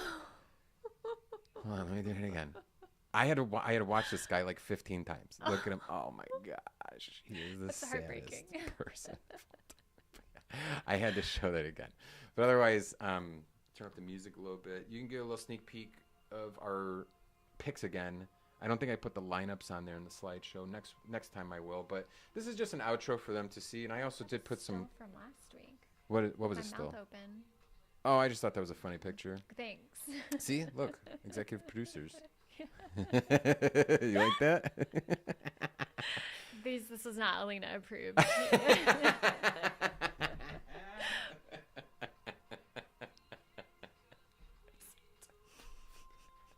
It's Mike approved. Okay.